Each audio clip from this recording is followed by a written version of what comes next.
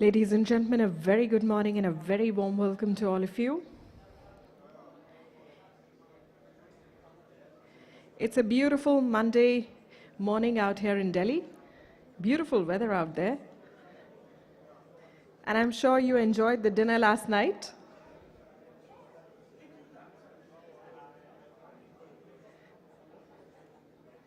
Did we enjoy the dinner last night?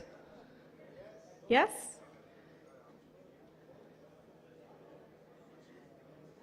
So we are ready to start, bright and fresh. May I request you all to please kindly take your seats.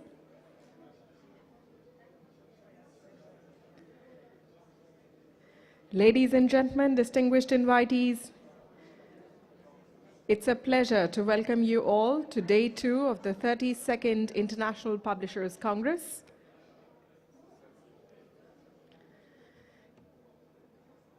May I take the opportunity of requesting you all to please do remember to either switch off your cell phones or put them on silent mode.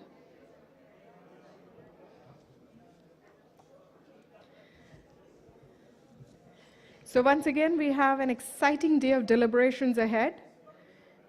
The very first session this morning is Social Responsibility of Publishers.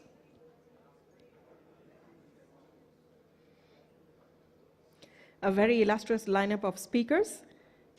And this session is being chaired by none other than Mr. Hugo Setzer, IPA Vice President. So may I once again request members of the audience who are still standing to please take their seats.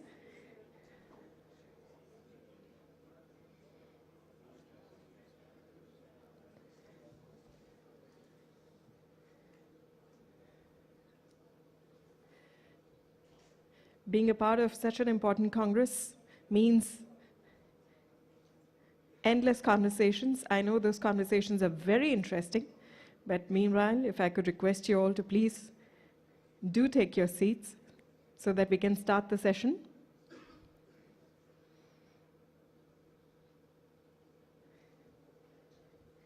So ladies and gentlemen, we kickstart this morning with Social Responsibility of Publishers. And as I have already shared, this session is being chaired by Mr. Hugo Setzer, IPA Vice President. I have the pleasure of inviting the esteemed chairperson to please join us on stage.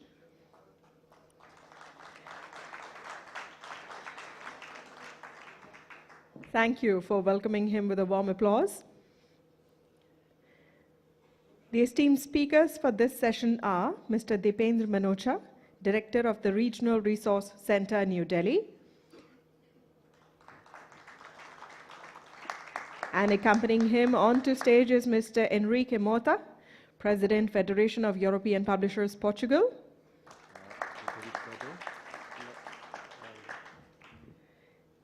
And we have the pleasure of having with us Dr. Sadhna Rao, Director General, Publications Division.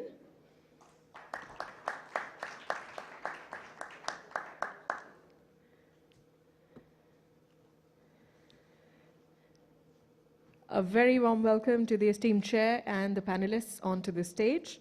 A brief introduction to the esteemed chairperson. Hugo is, since 1990, CEO of Manuel Moderno, which is a leading publishing house in the fields of medicine and psychology in Spanish language, based in Mexico City, and with subsidiary offices in Bogota, Colombia. He holds a bachelor's degree in industrial engineering from the National University in Mexico and an MBA degree from IPA Business School. At present, he is Vice President of the International Publishers Association, where he has also served on its executive committee from 2004 to 2010 and from 2013 to present. He has taken part also as speaker at several IPA congresses since 1984, when it was held in Mexico City. Ladies and gentlemen, he lives in Mexico City, is married and has 2 children, and is chairing the first session this morning. I now hand it over to you, Mr. Chairperson, sir, to take the session forward.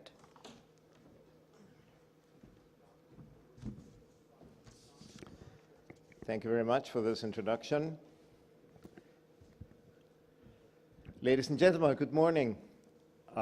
Thank you for being here early in the morning, in this Monday morning, after yesterday's very nice dinner. And we are ready to start the day with this session about social responsibility of publishers. I am also very glad to have an outstanding panel of speakers with me here this morning, which I introduce in a moment. And I would like just to make a few opening remarks.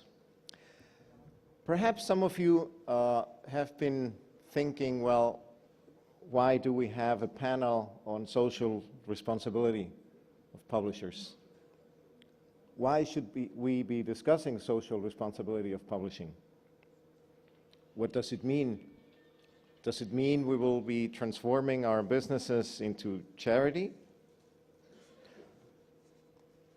I think that I've noticed that we have sometimes a perception as publishers.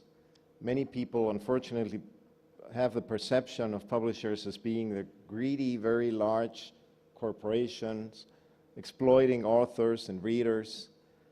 And sometimes we haven't been able to really communicate in a better way all the work we do and the social responsibility work we do within our company, starting by the nature of our business, which is providing users with valuable information.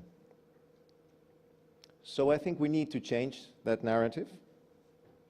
And I also think that in general, social responsibility is important for us in our businesses to remain relevant for the future.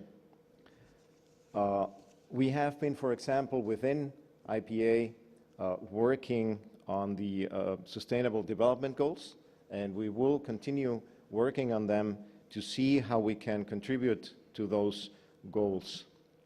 For example, one of them, which is diversity and inclusion.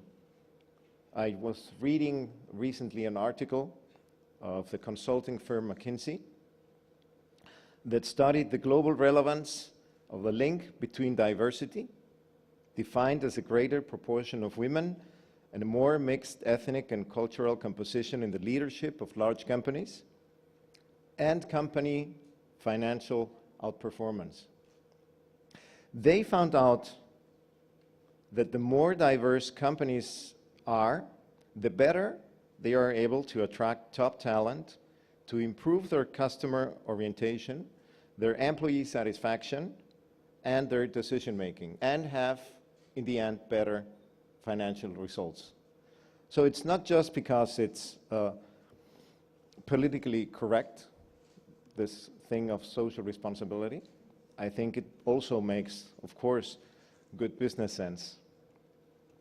We will be discussing this morning, for example, the positive impact and the need for action within the Accessible Books Consortium.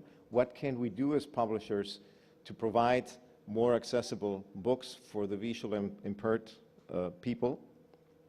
We will also have the vision of what governmental organizations are doing in this respect. We will be discussing about one of publishers' main activities, which is to filter the content we publish for quality check. You have heard that we have been talking, and especially our president, Michiel Kohlmann, of how in this world of fake news we are, as publishers, the guardians of reliable information and of truthworthy information. So that's also something we're going to discuss. And now let me introduce you to our distinguished speakers. I'll introduce all of them. Then I'll ask every one of them to deliver their presentation in about 10 to 12 minutes. And at the end, we will have time for questions and answers, which I hope will be also an interesting part of the session.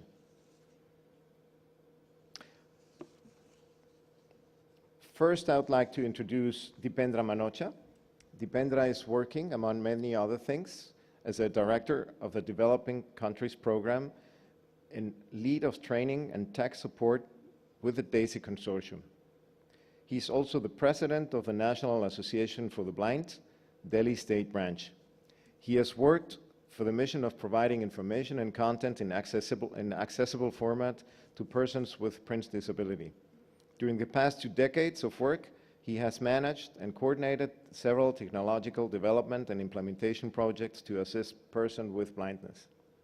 He has been awarded with a national award by Government of India for contributions for community development in the area of disability in 2005, and the Lucknow Lakshmipat Sigania, thank you, I'm sorry, National Leadership Award 2008, among many others. Then we have Sadhna Raut, who is the Director General of the Publications Divisions of the Government of India, where she has been in that position for the last 3 years.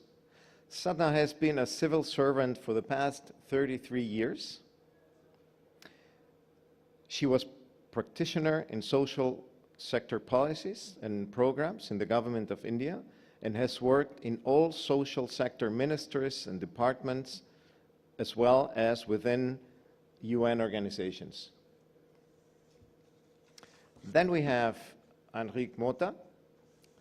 Enrique has degrees in law of the Portuguese Catholic University and in international studies from Johns Hopkins University. In 1997, Enrique founded Principia Editora, a publishing company, and over the years had operations on bookselling and distribution. Since 2007, he is a representative of the Portuguese Publishers Association in every international forum and is currently the chairman of his International Relations Committee and member of the board. In 2014, he was elected vice president, and in 2016, president of the Federation of European Publishers. Please give them a round of applause, all of our speakers this morning. So, and to start, I'll give the floor to Dipendra Manocha.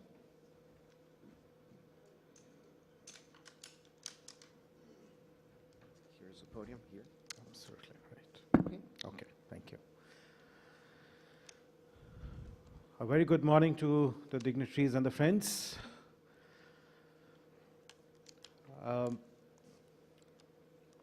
To make a beginning, the main work, as was just discussed, the work that I'm working on, the mission for me has been to end the book famine for people who cannot read normal print.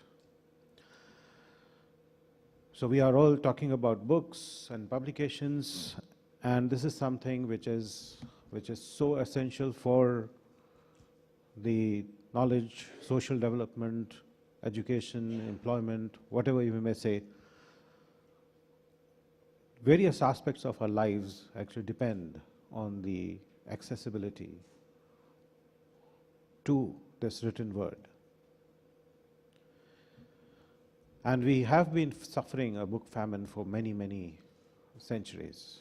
Luckily, in 19th century, Braille was introduced, which introduced the written word to the persons with blindness. And in the late 20th century, the digital world brought in another huge change and brought in so many unparalleled, unthinkable opportunities for us. These opportunities remained the opportunities only, and there are certain aspects that I would like to bring forth today to see how we can change this opportunity into a reality for us. I work for DAISY Consortium, and this is an organization which is a network of government, non-government, civil society organizations, industry, and all the stakeholders which are connected to providing materials the written word in accessible format. And when I say accessible format, a word that can be read with eyes, ears, or fingers. The DAISY consortium works in the area of standardization. DAISY actually stands for Digital Accessible Information System. So primarily, the whole birth of DAISY consortium is related to the digital text or the digital form of information. We have been very active in the development of EPUB, the accessibility guidelines of EPUB, in agencies such as IDPF, and now in the publishing division within the W3C after the merger of IDPF with the W3C. So we work very strongly in the standardization area, creating standards, maintaining it, and making sure that the accessibility is sufficiently addressed in the standards for the digital books that this world is seeing. We have been very active in the Accessible Books Consortium. Now this, as we had yesterday heard in the speech of the Director General of WIPO, about the Marrakesh Treaty and the efforts being made by WIPO in form of this Accessible Books Consortium to bring the benefits of this Marrakesh Treaty to the end users, which include the Accessible Books Consortium's efforts, include the technology, the help in terms of the technology, the Accessible Books Consortium's book service, and the capacity building. The capacity building of the publishers, the capacity building of the organizations that are working for persons with blindness and low vision, to create this minimum infrastructure where the accessible materials can be provided to the end users with sufficient protection, because we are taking the content from publishers, and we would like to make sure that if the content is coming to us under any kind of exception, we make sure that we respect the copyright and do not let any misuse of this content which comes in our possession.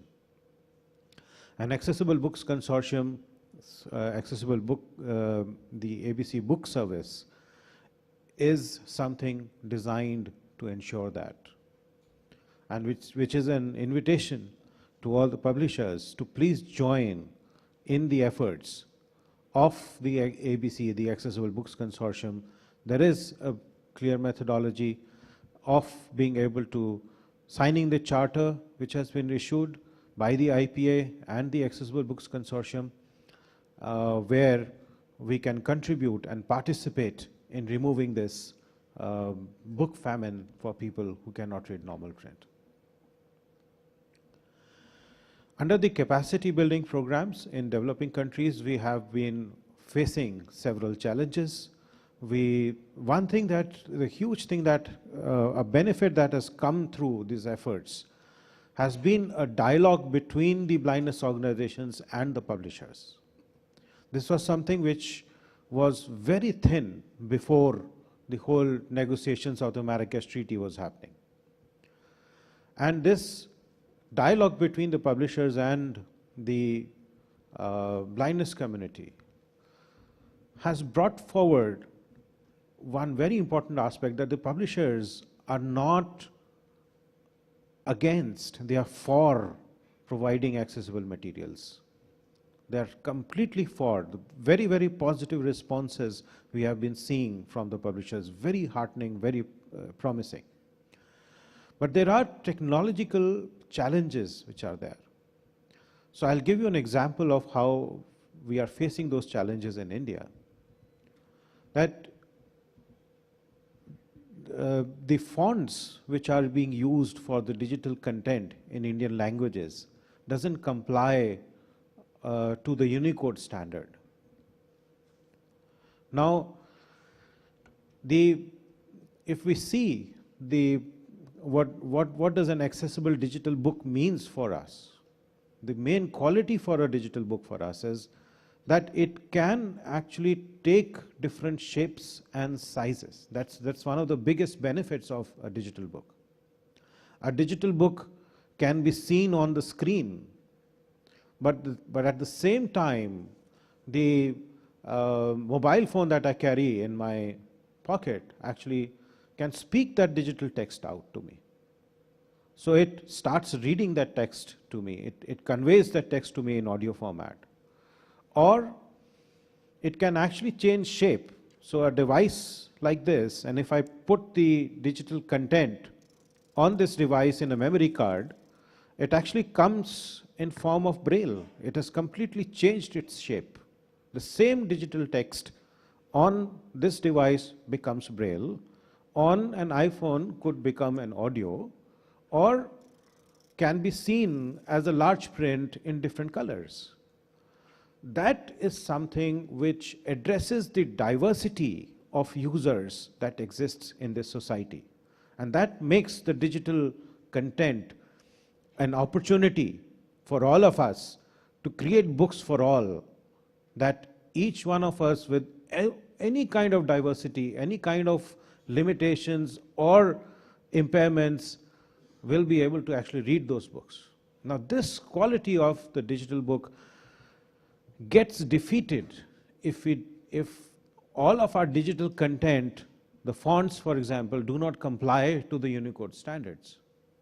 Or if we create a digital book which doesn't have editable text, but it's a PDF file with only the images of the page of a book. These are the kind of hurdles that we face when we get the digital content from the publishers as a result of collaboration with the publishers. The opportunity also is that the digital text is opening up new methods, a new market for publishers. The Kindles and the parallels of the Kindles are creating a new market, a new way of reading books. I'm sure all the publishers are keen to get onto this new market. Luckily, the definition of a digital book suitable for this market is extremely close to the accessibility standards that we prescribe for a digital book, which can be read with eyes, ears, or fingers. And here is an opportunity for the publishers and the blindness communities to work together. Because these words how do we want to create this digital book? We want to have it in Unicode-based font, we want to have it in EPUB, and we want to have these EPUBs complying to the accessibility standards. We are, in any case, doing the digitization work for creating Braille books and creating books for the blind. They are the same books that the publishers would want to sell on Kindles and the parallels. So here is an opportunity of working together. DAISY Consortium creates tools for this conversion. We have the technology, we have the knowledge of how this legacy content, your existing content, can be transformed and be future-proof and be ready for the digital revolution that the developing countries are now turning into. Let's join our hands together. Let's face this challenge together of digitization and create this digital world in a way that doesn't create hurdles. It should not make this digital world inaccessible to us. Here is an opportunity where we can create a digital world which I can access at the same time, at the same cost, and at wherever I am as anybody else. Here is an opportunity for inclusive publishing, where we may not even need all these exceptions that we currently have to fall back upon, because the mainstream digital content, if that remains inaccessible, we'll again have to go back to try to recreate the whole world the recreate whole of the digital technology again for us, which obviously is not possible to do. So only way forward is inclusion, inclusive publishing. Only way forward is a very good way forward, because we can work together, we can pool in our resources and move much faster towards this digital world. Thank you so much.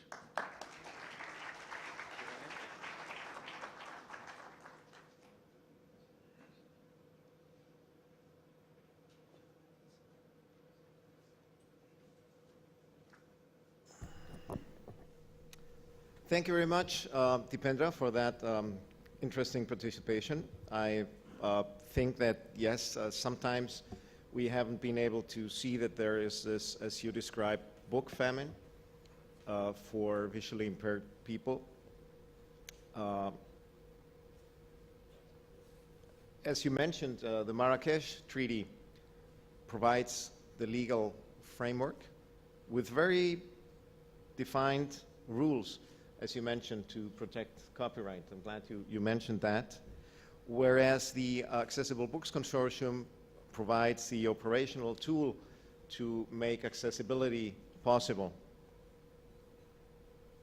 So, yes, as Dipendra mentioned, and IPA has been working on inviting all its member publishers to join the Accessible Books Consortium.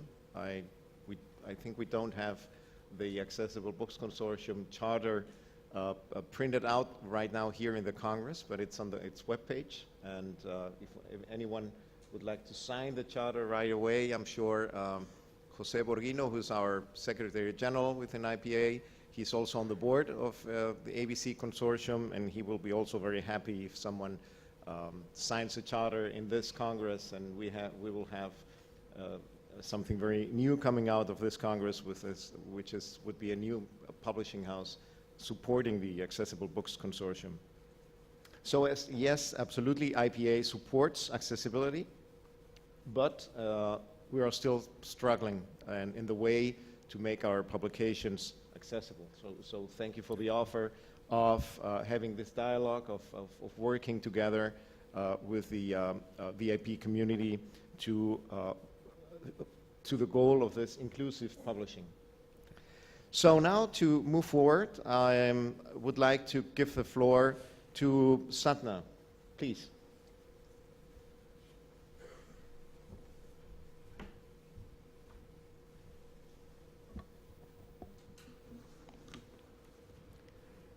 Thank you, Mr. Setzer, my fellow panelists and distinguished participants.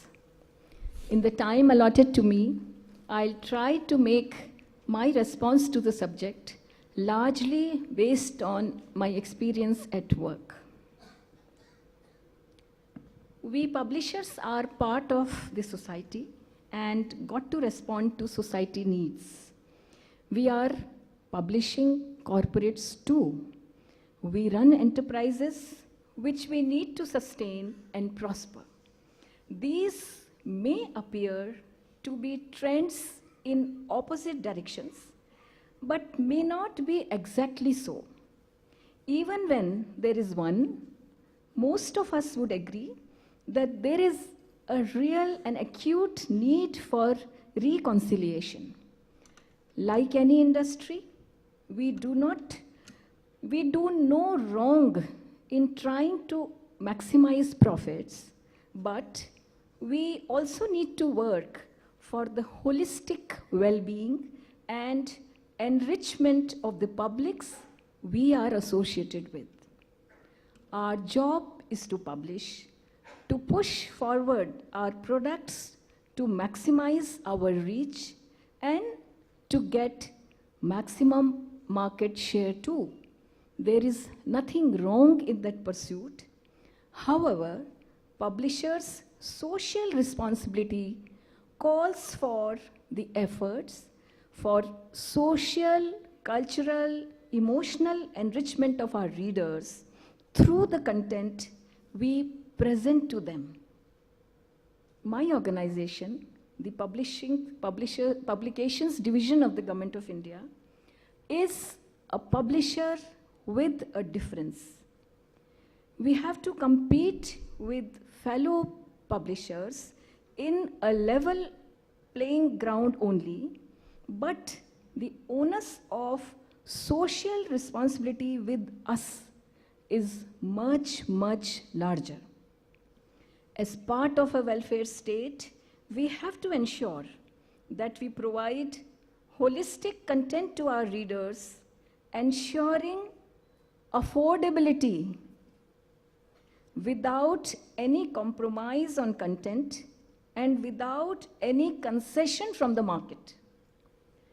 We are conscious of the uniqueness of our responsibility and have been trying to do it with utmost care. Established before the independence of the country, we have seen a nascent publishing industry to develop leaps and bounds. Publication division fulfills its social responsibility in many ways. To cite a few examples, we published books in such domains which were of high national importance and meant to preserve the national heritage without being popular or mundane, capable of reaching and reaping easy profits.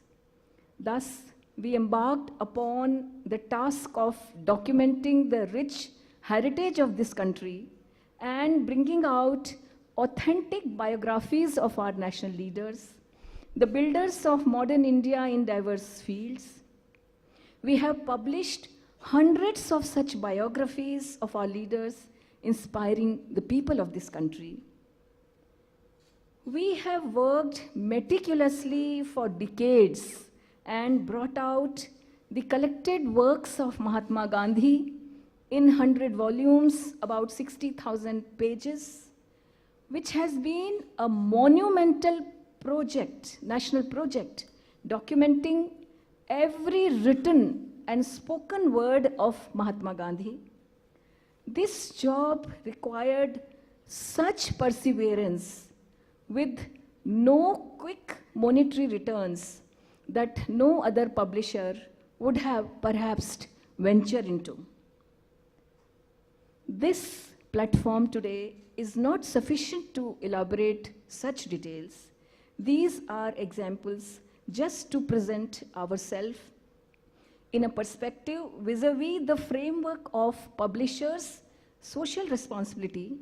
It is suffice to say here that our knowledge literature, like many of our books on art, culture, freedom struggle, cultural leaders, children's literature, and many contemporary issues in this country's development today, have served big social purpose of preserving and propagating our heritage and ensuring their reach at affordable prices. Publication in the regional languages, yesterday this point was highlighted, so it is also given priority as part of our social commitment and also to support local and regional communities by publishing their rich heritage, their history, art, culture, and their traditional folklores at, again, affordable prices. These are the ways we connect the country. The journals that also publication division brings out are of different genres, ranging from phenomenal economic development of this country, issues related to the rural life, and on literature, culture, children's wholesome and healthy literature. So through these journals also, we have focused towards the social goal of disseminating awareness and working towards holistic enrichment of our target readership. Covering different aspects of publication, the Publications Division has worked together with several constitutional bodies, government departments, Gandhian institutions, and a number of fellow publishers as well. This process is continuing. We are committed to invest in new ideas, creativity, and diverse voices, viewpoints that impact our society. Publication Division is aware of the challenges to reach more and more people providing them easy access to technologically competitive age. We have embarked upon digitization of books to preserve national heritage and make them accessible. And after hearing from Mr. Dipendra Manocha, we are fully motivated to work with the Accessible Books Consortium as well. Behind all these efforts, the spirit of social responsibility to provide maximum knowledge-based awareness to the maximum people that guides us. Distinguished participants of this conference, while all of us sitting in this room have a mandate of discharging social responsibility in a systematic manner, my understanding is that authors and publishers are the set for whom the social consciousness at work comes as leaves come to the trees. Every book is born within the society and gives something to the society. It's only the manner and the degree of social expression that could vary from publication to publication, from publisher to publisher. Today, we are living in an aspirational India, an India of several levels and layers, who all are constantly striving to grow beyond those levels and layers. The publishing world has a definite role in accentuating such a rise and also to ensure that no stress or strain is felt in the process. My faith is that they are vastly competent to do so. At the end, I may say that striving for social responsibilities while at our business of publishing is our dharma, and we perform this dharma with due humility. I wish the very best to all in this endeavor. Thank you so much.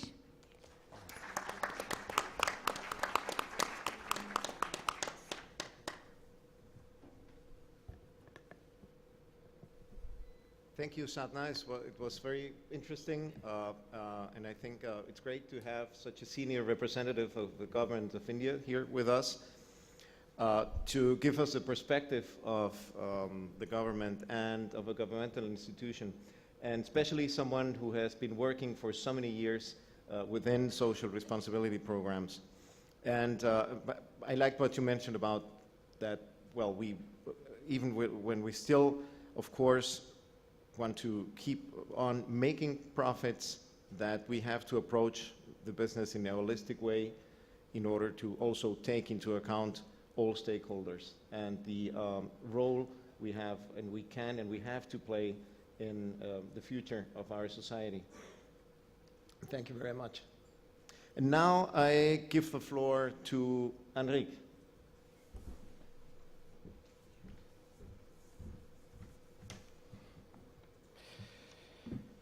Thank you, Hugo.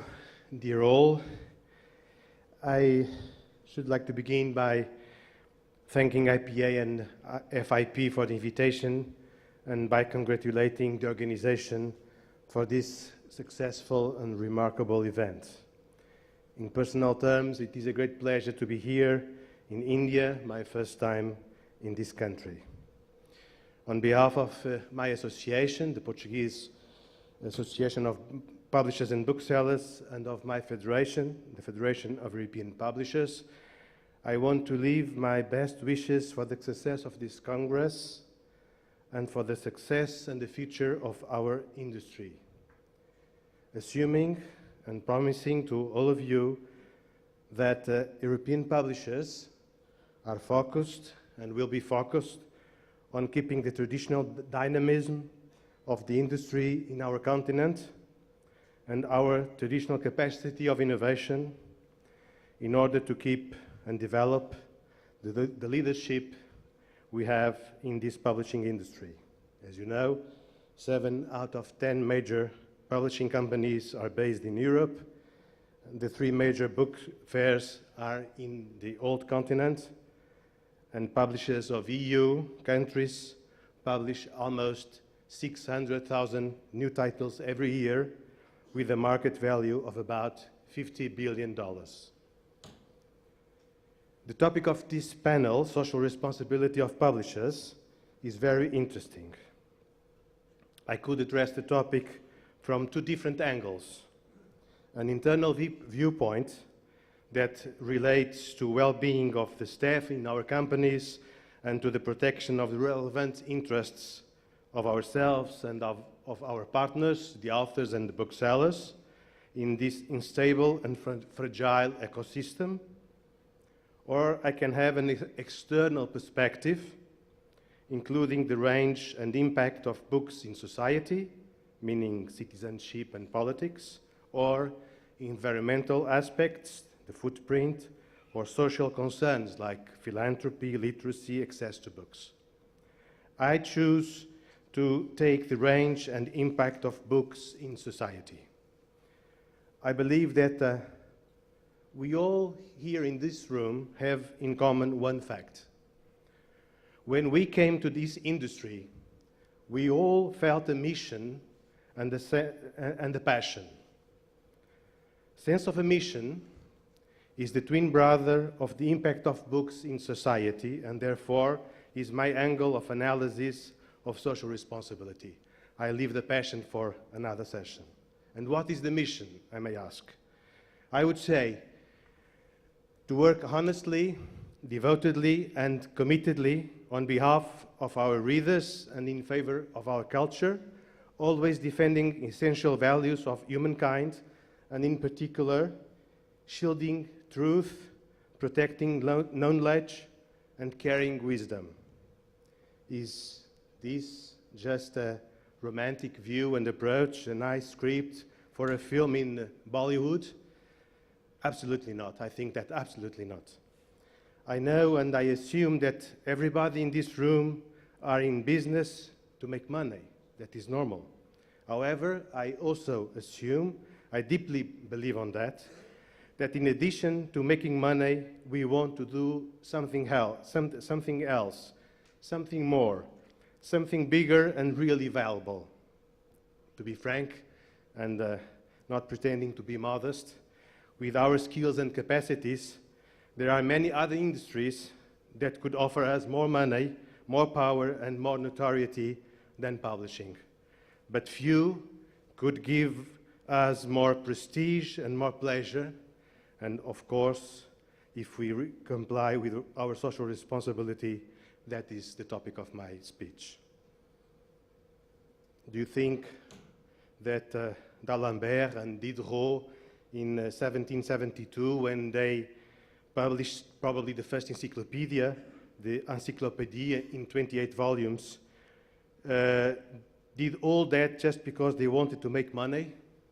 Or do you think that Rousseau, Voltaire, or Montesquieu, some of the contributors of that encyclopedia, did it just to charge fees in exchange of their articles?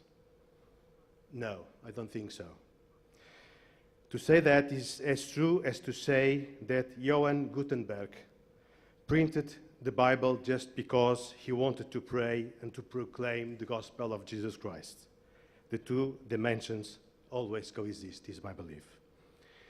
In all of them, there is a noble gesture and the primary aim of social responsibility, a concern for others, a clear notion that we are in business that's worth a lot more than money because it has to do with knowledge and wisdom, with values and truth, with exercise of citizenship and freedom. And therefore, another question, what is then this responsibility? My understanding of the problem and the topic that I would like to bring and offer to your consideration and reflection and criticism is the following.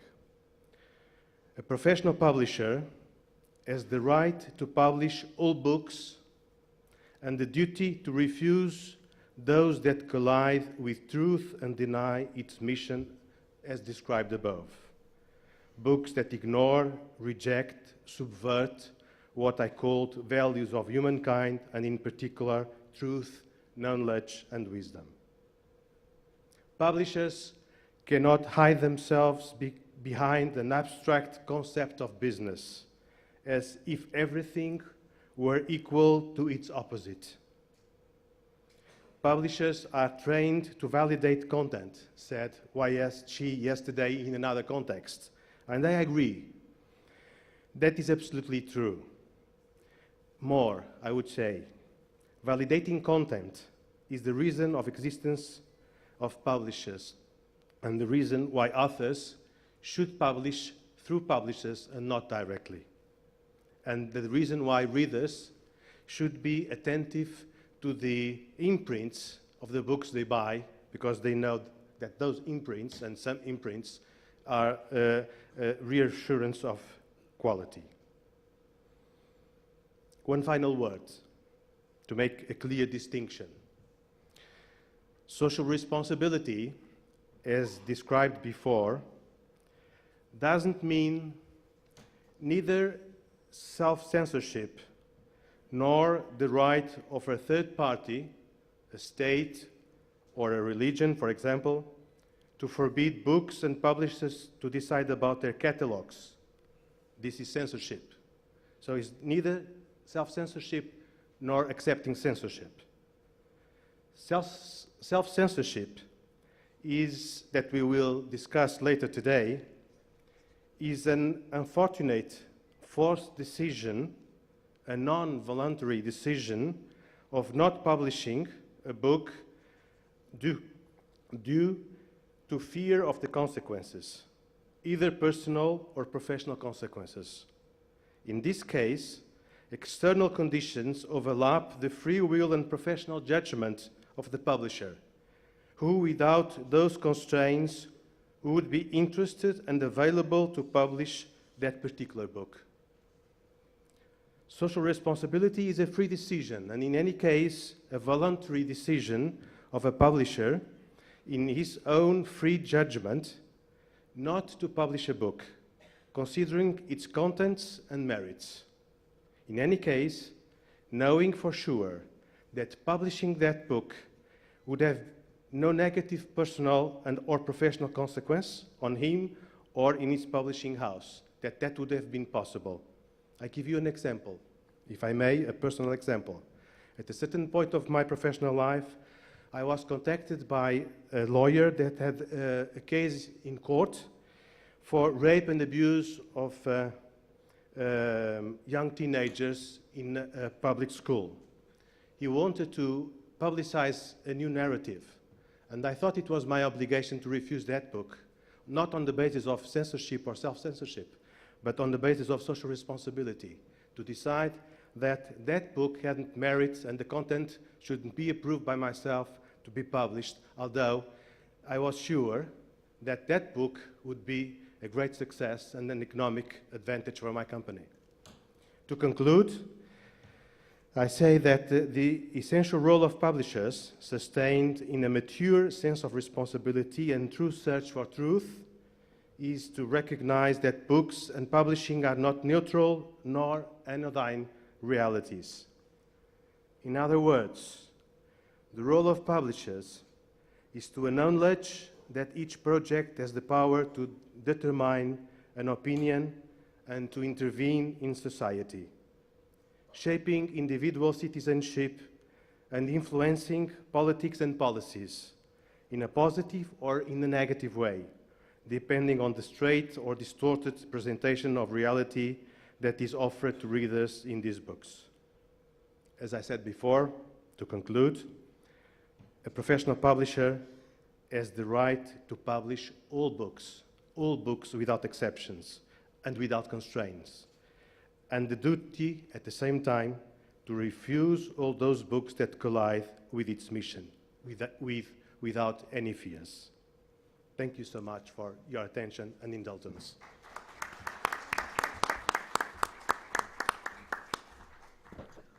Thank you very much, Enrique, for so clearly talking to us about the impacts of publications in society and the importance of our activity of validating content, which really is what gives our publications value. I was remembering from what you're mentioning a phrase that is attributed to Henry Ford, that he used to say that a business that makes nothing but money is a poor business. So we of course have other things to take into account in our business, and it's also not that we have to engage in some new activities and philanthropy, but what we do every day in our activity, in our everyday's activity, is already a social responsibility activity. It's also, I think, the session, I think this being a nice link to other sessions we will have during the day. For example, when we mentioned the legal framework of the Marrakesh Treaty, which links nicely together with the copyright session, we will have an educational publishing session later today, and the freedom to publish session as well. So we are almost on time, but I think if we are allowed to, we could have still space for perhaps 3 questions, so that we don't prevent you from having a nice cup of tea. So who would have the first question from the floor? There are microphones there. I can't see very well with the lights here, but Richard?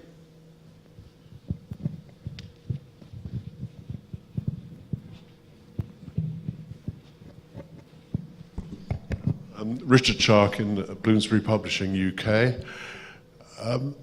In the UK, the Publishers Association is taking a formidable lead in the issue of gender equality, diversity in our publishing industry. How do we make our industry less homogeneous and more a reflection of British society? I think this is something to be welcomed, and I wonder if any of the panelists have a comment from their own country as to how far this would apply.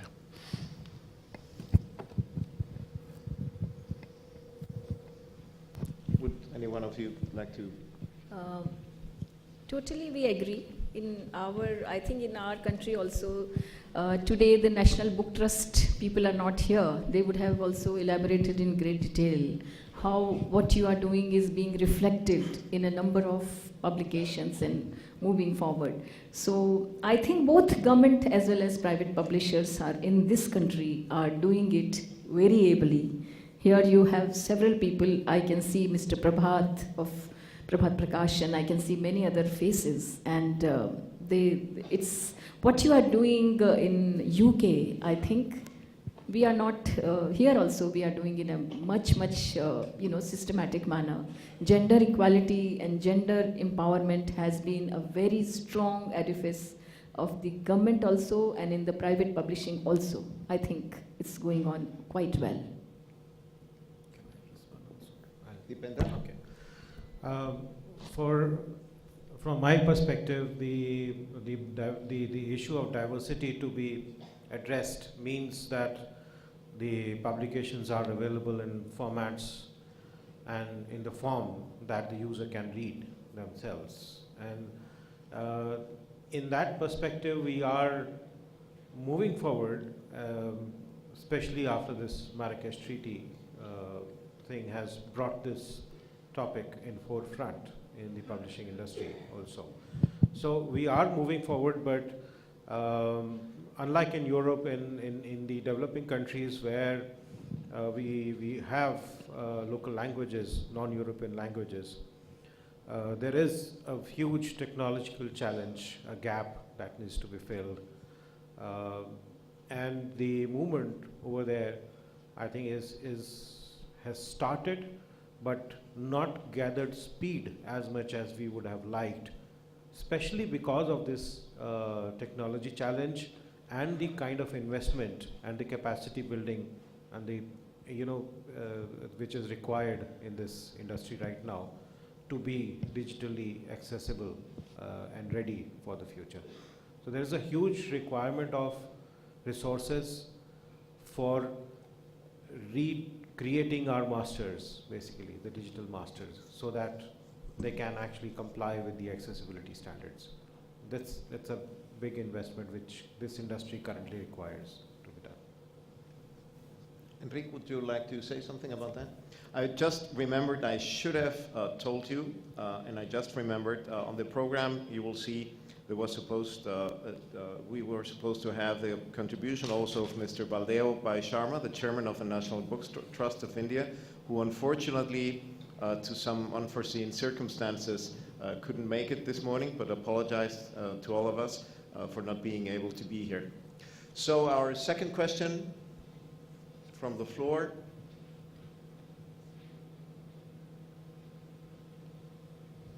Someone who would like to join the ABC consortium?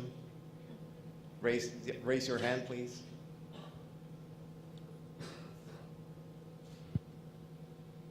So I think if no other questions, perhaps we would be ready to have a cup of tea. No, not yet, I'm advised.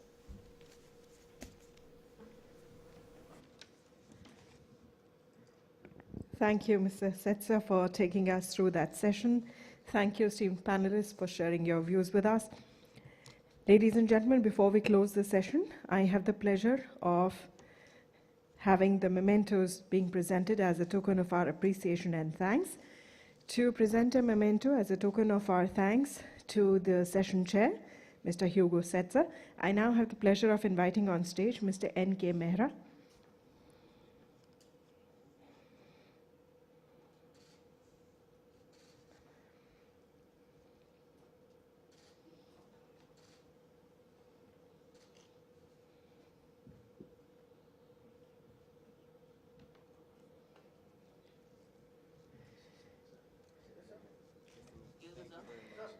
Thank you, Mr. Setzer, for taking us through this very interesting session.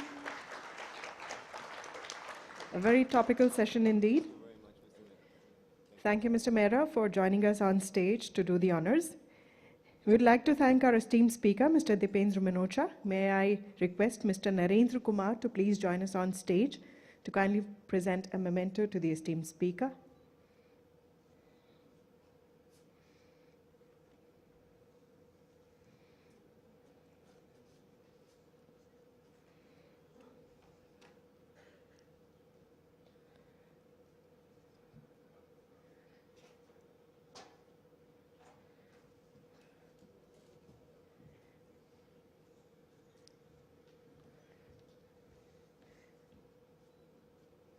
Thank you, Mr. Manocha, for joining us this morning and being a part of this session.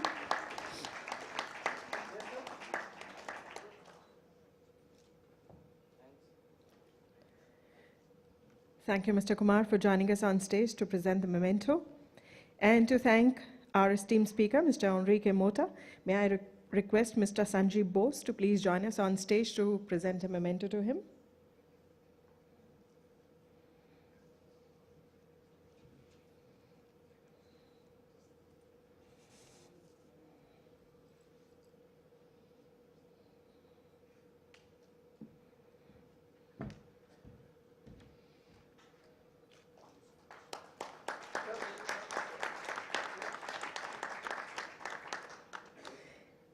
And as a token of our appreciation and thanks to the esteemed speaker, Dr. Sadhana Rao, may I have the pleasure of inviting on stage Sri Prabhat Kumar.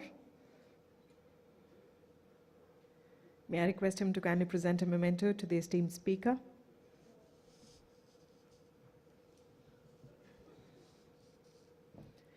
Thank you, ma'am, for joining us this morning and being a part of this session.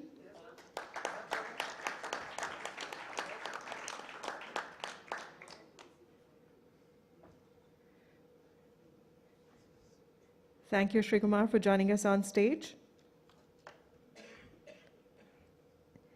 Well, that, ladies and gentlemen, brings us to the end of the first session this morning, which was entitled Social Responsibility of Publishers. And however much Mr. Hugo Setzer would like to take a break for coffee, but we're not taking a break for coffee right now. We're moving on straight away into our next session, which is Responding to Copyright Challenges.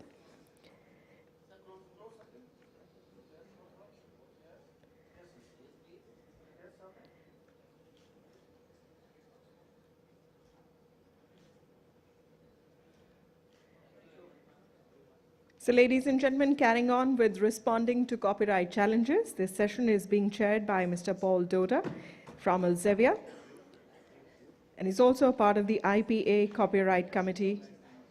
And the esteemed panelists for this session are Mr. Praveen Anand, Managing Partner, Anand & Anand, India; Louis Adler from Melbourne University Press, Australia; Mr. Louis Simpson, Executive Director of International Enforcement and Trade Policy, Association of American Publishers; and Mr. Rajiv Agrawal, Joint Secretary, Department of Industrial Policy and Promotion, Ministry of Commerce.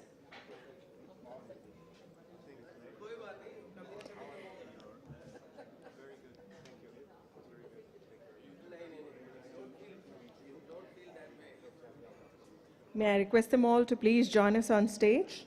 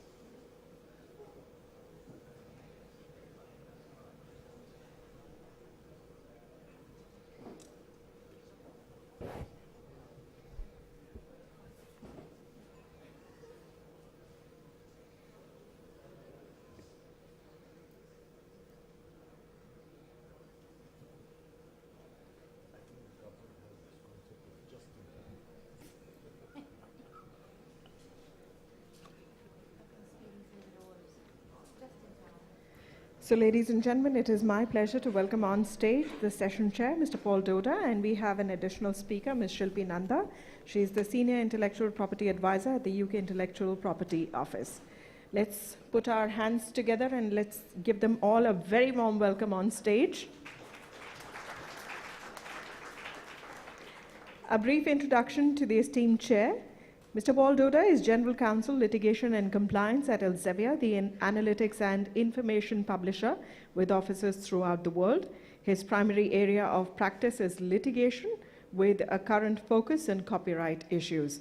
During his tenure with Elsevier, the company has litigated copyright enforcement actions and engaged on related policy matters in various countries and regions around the world. He is the chairman of the International Publishers Association's Copyright Committee and Anti-Piracy Working Group also. So I now hand it over to Mr. Paul Doda, who's the session chair. Mr. Chairperson, sir, please take the session forward. Good morning, everyone, and thank you, FIP, for hosting us in this beautiful location. We're fortunate to have experts with us today for the copyright session that have been involved directly in several of the matters that we'll be discussing. I'll introduce them momentarily, and they'll each speak for approximately 15 minutes. The theme of our panel is responding to copyright challenges, particularly in education. Every lawyer learns the principle that laws are to be applied according to their plain meaning.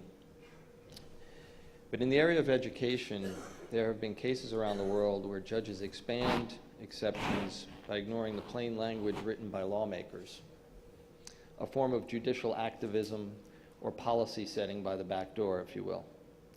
Today we'll hear about some of those cases and the harsh results for publishers, including the abandonment of long-standing licensing mechanisms. And we'll also hear about the political climate that creates these rulings. I don't think we can view these cases as anomalies. They instead signal where legislation is heading. In places where legislatures are considering changes to education exceptions, it is often without adequate consideration of the harm to publishers and authors, the crucial role that publishers play in the quality education system, or licensing mechanisms that fairly compensate all stakeholders and serve all stakeholders. So why are courts, lawmakers, and our partners in quality education not recognizing our value or hearing our voices? The panelists will explore these questions and offer strategies to turn the tide. We'll also hear more about local IP landscape from a top official in India in charge of IP, and enforcement strategies by an expert in the field. Let me introduce our speakers.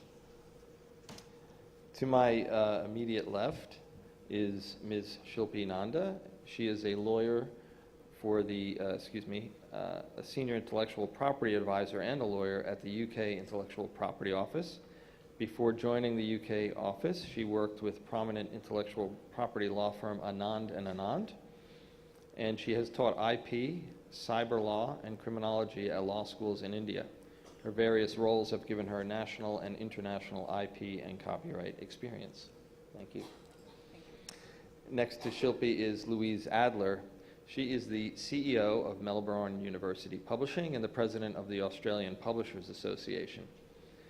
She has chaired the Prime Minister's Literary Awards and Creative Industry Strategic Task Force, and she has also served as a deputy chair of the government's Book Industry Strategy Group and Book Industry Collaborative Council. Next to Louise is Mr. Praveen Anand.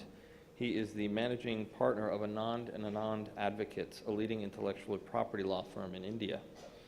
He specializes in IP litigation and IP strategy, and he represents many of the world's leading companies and institutions on IP matters.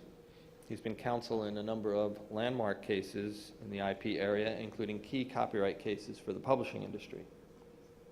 And finally, Louisa Simpson is the Vice President for Public Policy at the Association of American Publishers.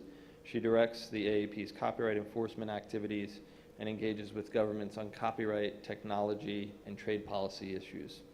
She has also held several key legal and policy roles for the Entertainment Software Association.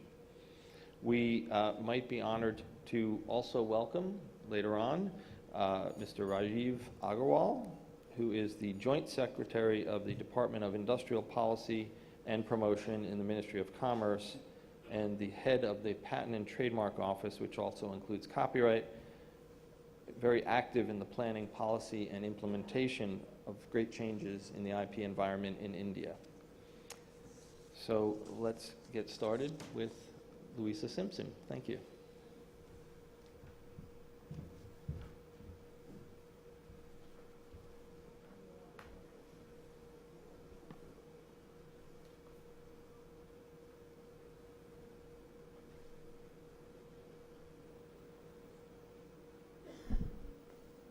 There we go. Okay. I apologize. Let me just get this all sorted out, and then we can start. So good morning once again. As Paul mentioned, I'm Louise Simpson. I'm with the Association of American Publishers, and I'm responsible for global policy efforts on behalf of our members, through which I address copyright, technology, and trade policy issues, as well as enforcement issues on behalf of the membership.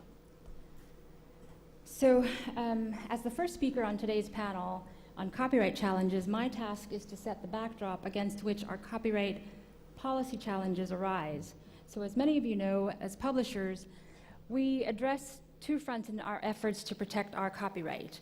The first, of course, is against large-scale copyright infringement or piracy, which is our enforcement challenge. And the second front is, of course, legislative and law enforcement challenges, where we're seeing attempts to seek law reform or legislative efforts that seek to broaden exceptions and limitations to copyright protection. And that we can call our copyright policy challenge. Ooh. Yeah, let's try and keep it on the slides, if that's all right. So this morning, I addressed the policy challenges that publishers face both at the international level and at the domestic level That is, in those countries where we are seeing the most pronounced efforts to adopt broad exceptions and limitations to weaken copyright protection. Having then identified those challenges, I will then address how publishers respond to or should be responding to these challenges as they arise. Oops, went too far. Okay. So here are the policy challenges that we face. In the global atmosphere, what we're seeing is a rather disturbing trend where national governments are considering proposals to weaken copyright protection. And in some unfortunate cases, we have already seen adopted broad, ill-defined exceptions that are wreaking havoc on the publishing sector, particularly that of educational publishing. In many instances, the legislation under consideration falls below globally recognized norms of standard copyright protection. So because of these trends, rights holders are seeing the erosion or the decline in the gains that we have achieved through the World Trade the World Trade Organization's trade-related aspects of intellectual property, or the TRIPS agreement, where we saw IP become a key component of trade negotiations between sovereign governments. In addition, through the WIPO Internet treaties, which were designed to address the challenges that the online environment was going to present to intellectual property, and in particular that of copyright. This trend, these proposals to weaken copyright protection through the adoption of broad exceptions and limitations, have of course been detrimental to the publishing industry, both authors and publishers. There has been a decline in investment in significant sectors of the publishing industry, some of which you'll see listed there on the slide.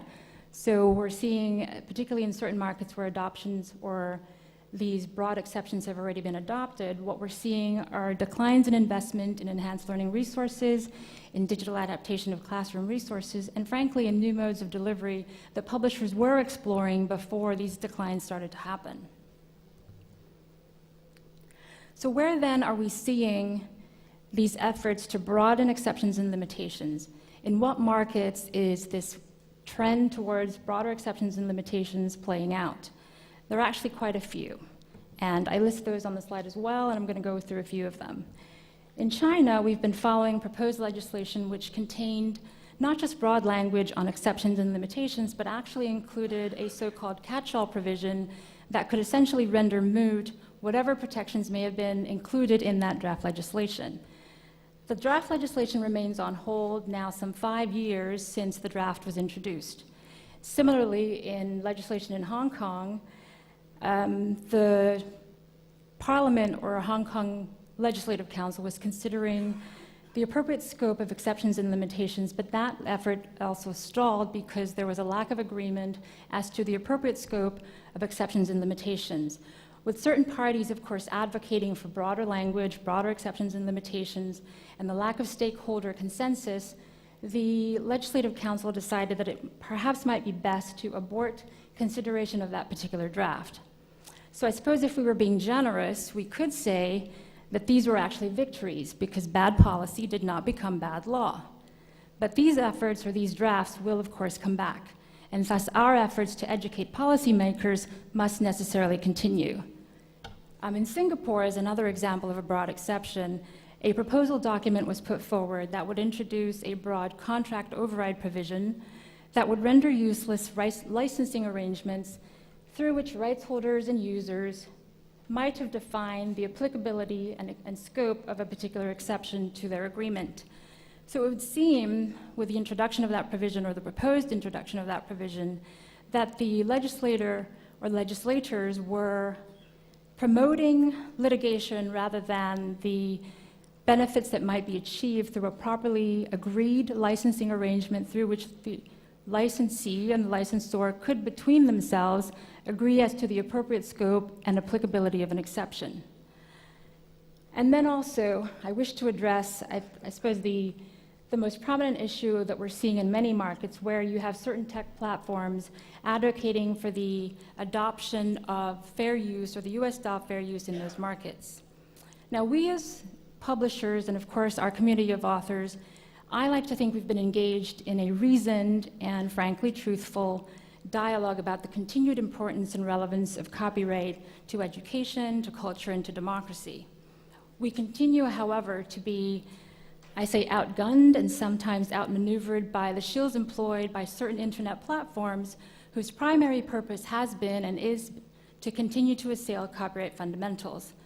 I suppose when I say outmaneuvered, I'm politely trying to say that these shills have no compunction in using hyperbolic untruths to push their message. So case in point, the drive to propel the adoption of US-style fair use in many jurisdictions. The platform's argument is really rather simple. US-style fair use is the cause for why US internet platforms have prospered. It is the engine of innovation from which all good things necessarily come. All this rhetoric, of course, is rather simplistic and not entirely accurate. They tout fair use as a cure-all, that if only the government, the target of their advocacy, would adopt the doctrine, economic prosperity would necessarily follow. They, of course, fail to note that fair use is not a user's right doctrine. It is, in fact, a defense that the user or the user making an unpermissioned and uncompensated use may raise in defense to the accusation by a rights holder that the use is not, in fact, permissible. These platforms further fail to note that the entirety of the doctrine does not lie entirely in the 4 factors of the statute, that each fair use case has to be evaluated based upon the facts specific to that case, and that the analysis by the court is more than just those 4 factors. The analysis of the court will be and must be informed by not just the 4 factors, but by, frankly, the 200 years or the almost 200 years of jurisprudence which gives life to this fair use doctrine. So this fudging of the principle as well as the benefits of fair use was most evident in recent parliamentary legislation introduced in South Africa. There were many problems, of course, with that legislation. It was poorly drafted, it was confusingly drafted, and it also introduced a fair use purpose that was entirely separate from the set of fair dealing purposes that were already part of the law. So in the course of those discussions, the course of discussions of the appropriateness of the US fair use style doctrine in those discussions for introduction into copyright law in South Africa, the advocate for the very large US search platform, which shall not be named, very quietly told the parliamentarians that we as rights holders do not want developing countries to adopt fair use because fair use gives the US a competitive advantage, that fair use promotes innovation, implying that US rights holders do not want other countries to benefit from fair use, and at least according to their logic, its byproduct, innovation, and therefore economic prosperity. Fortunately, the strong advocacy efforts of the creative sector in South Africa, including the Publishers Association of South Africa, resulted in Parliament calling for another redrafting of the bill, which of course may again prove problematic, but at least we get to live another day and fight another battle with respect to holding back the tide of this effort to promote exceptions and limitations that weaken copyright protection. So Australia is also considering a similar avenue, but we have Louise who will tell us the full story later on in the panel. And obviously this enumeration of countries would not be complete without the mention of Canada, which was the first jurisdiction to adopt an undefined education exception as the fair dealing purpose. Canada's 2012 Copyright Modernization Act served as a very important lesson, I think, to all of us. It was a stark illustration of how a poorly crafted, ill-defined exception can wreak havoc on what was otherwise a thriving licensing or copyright licensing regime, as well as a thriving educational publishing market in Canada. Under that regime, you had the ability of students to access the materials they needed, and authors and publishers were appropriately compensated for the intellectual property that they produced, as well as their investment in those properties. Unfortunately, it's taken quite a long time for the review that was mandated by that law to be announced. So in that 5-year period, Access Copyright will tell you that there was a 91% decline in the revenues that they were distributing to authors and publishers. But we finally did get that announcement in December last year, but unfortunately, nothing yet, or nothing since has issued. So we don't know what the process will be, what sorts of inquiries the government may make, but the hope is that given how much the decline in the sector has affected the market, that the inquiry will be very robust and will include all interested parties in that process. And I think I'd like to mention, even though I had sort of wanted to mention this yesterday when Director General Gurry was here, that it is somewhat unfortunate that the institution, or at least the international agency, which we believe to be charged with promoting strong copyright protection, continues to be in discussions about exceptions to copyright protection. So as many of you know, the WIPO Standing Committee on Copyrights and Related Rights continues discussions about potential international instruments to promote copyright exceptions, such as for libraries and archives, and of interest to our industry, exceptions for educational and research institutions. So I suppose we can say that at least in that forum, we've been successful in holding fast or holding and defending the fort. At least for now, those discussions are merely discussions, and both the EU and I think the US remain strong in their promise that there will be no more exceptions instruments because we've already achieved what we wanted to achieve, which was that of the Marrakesh. There are, of course, many challenges, but I think, as I noted earlier, this challenge or this trend of promoting exceptions to weaken copyright protections, I think is the most important challenge that we face today. So in light of these circumstances, what has the response of publishers been, or what sorts of responses should we be putting forward? Okay. As you see, or kind of implied by the background that I've given, much of our challenges seem to arise either from flawed legislation or a flawed interpretation of the law employed by institutions to justify their unpermissioned and uncompensated use of published works. So how then do we address those situations where the law is either unclear or is being interpreted expansively to justify systemic, sometimes institutional large-scale infringement? For the most egregious practices, and frankly almost always as a last resort, there is of course always litigation. And that despite the inherent risk in any litigations, publishers do have to take action to protect and frankly enforce their rights. To do nothing sends the message that the infringing behavior of the bad actor is tolerable or worse, acceptable, and thus sets a lack of deterrence in the marketplace, which in the long term would be frankly detrimental to your industry or to the efforts of the publisher. So both of the cases I cite here, the Georgia State University case in the US, as well as the York University case in Canada, are frankly examples of a similar situation. Here you had a university engaging in systematic infringing behavior, which they continued despite publisher overtures regarding the availability of licensing mechanisms that easily facilitate access to the desired works for their institutions. So both these cases unfortunately remain subject to appeal, though the US case has been winding up and down or through the US court system since 2008, and the Canadian case began in 2013. In the Canadian case, despite a flawed precedent from its own Supreme Court, the federal court from which the York University case issued found that the fair dealing guidelines employed by York University to justify its unpermissioned and uncompensated use was actually flawed, ill-considered, and grossly unfair. What was occurring here, in the court's own words, was a transfer of wealth from publishers to the educational institutions. And the court also stated that York University's primary purpose in using these practices was to obtain for free that which it had previously paid for. So, of course, quite obviously unfair, and the guidelines did not hide the infringing nature or the illegal nature of this activity. In that instance, there is, of course, a positive outcome to that litigation, though the matter, unfortunately, is far from settled, because rather than work with rights holders and access copyright, the university chose instead to appeal that decision. So we now have to wait for further consideration of what the conditions in Canada are for appropriate use with respect to universities and educational institutions. Now, in the US case, the first decision we believe was erroneously concluded that the university's activities were in fact fair. That finding was based on a flawed analysis of the 4 statutory factors under US fair use. On appeal, the 11th Circuit did agree with that assertion that it was a flawed finding and remanded the case for further consideration back to, of course, the first court. Unfortunately, the outcome of that remand was no better than the first decision issued by that court. And so now the case is back on appeal, but we're hopeful that within the year we'll have a decision that will not be so dismaying.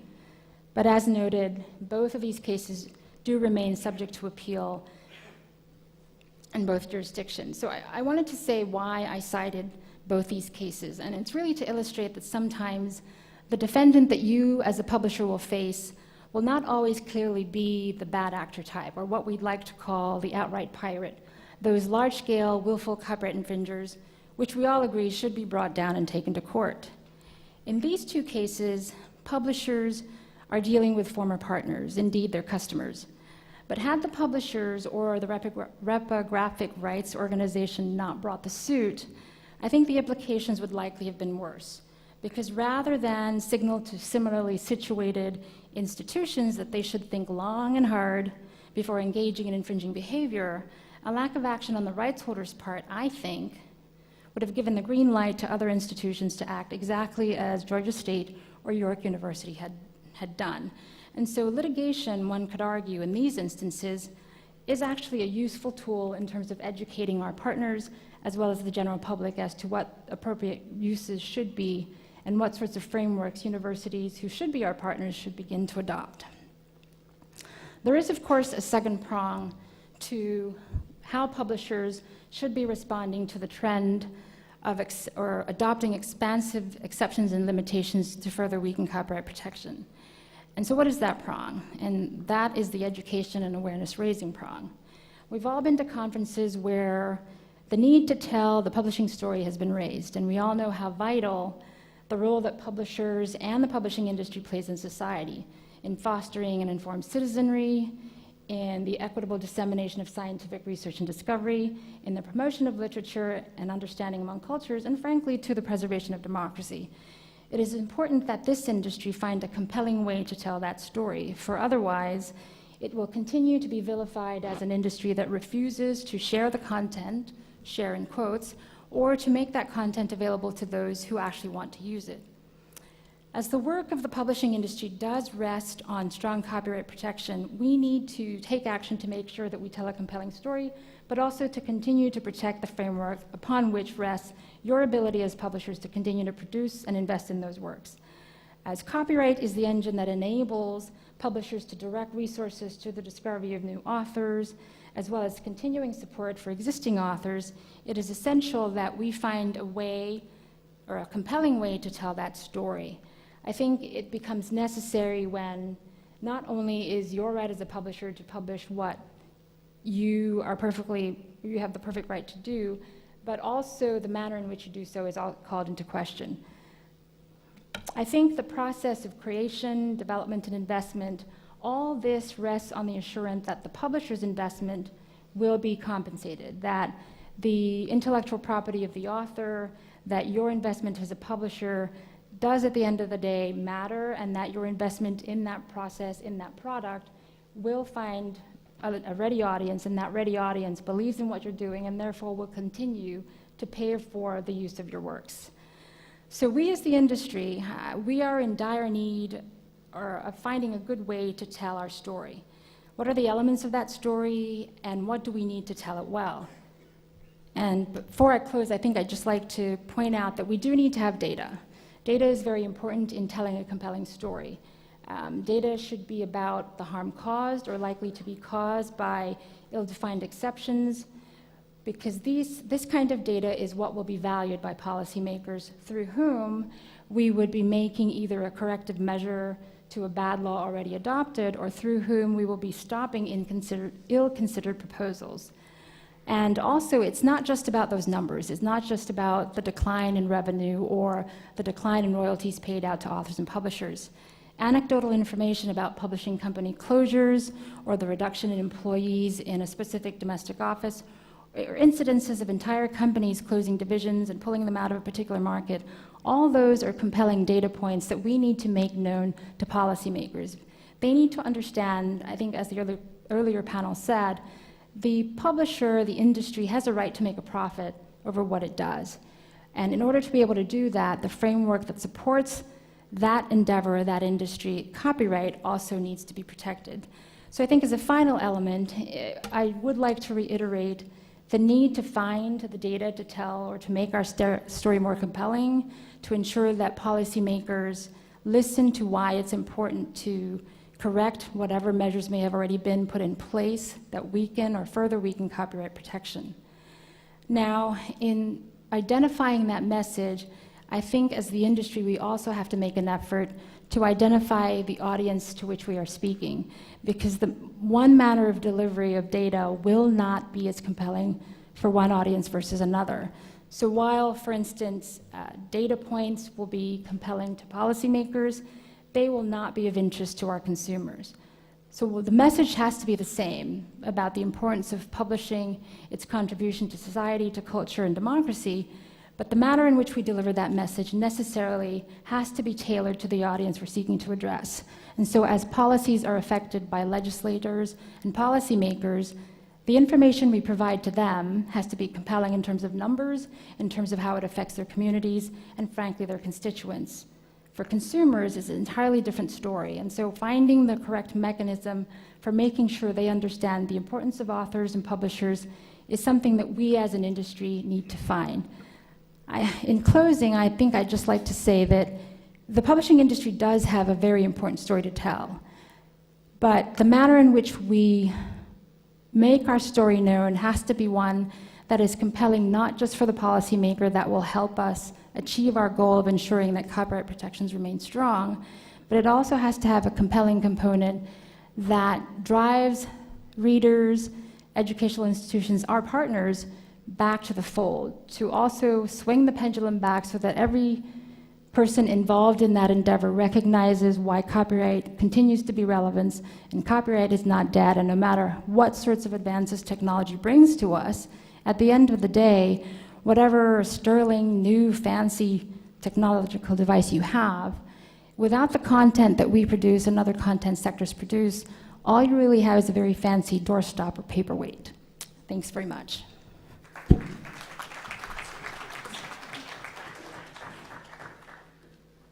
Thank you, Louie. We have reserved some time at the end for questions. We are running a bit late because we have to accommodate an announcement at the very end of this session. So we'll have about 10 minutes to 12 minutes each for the rest of the speakers, which I think we can accommodate. And thank you, Louie, for that excellent survey of the landscape of the challenges in this area and a call to action, if you will, on litigation and advocacy with data. Mr. Anand will now offer his thoughts on the law in India and more broadly, and particularly one of the recent seminal cases in this area involving Delhi University.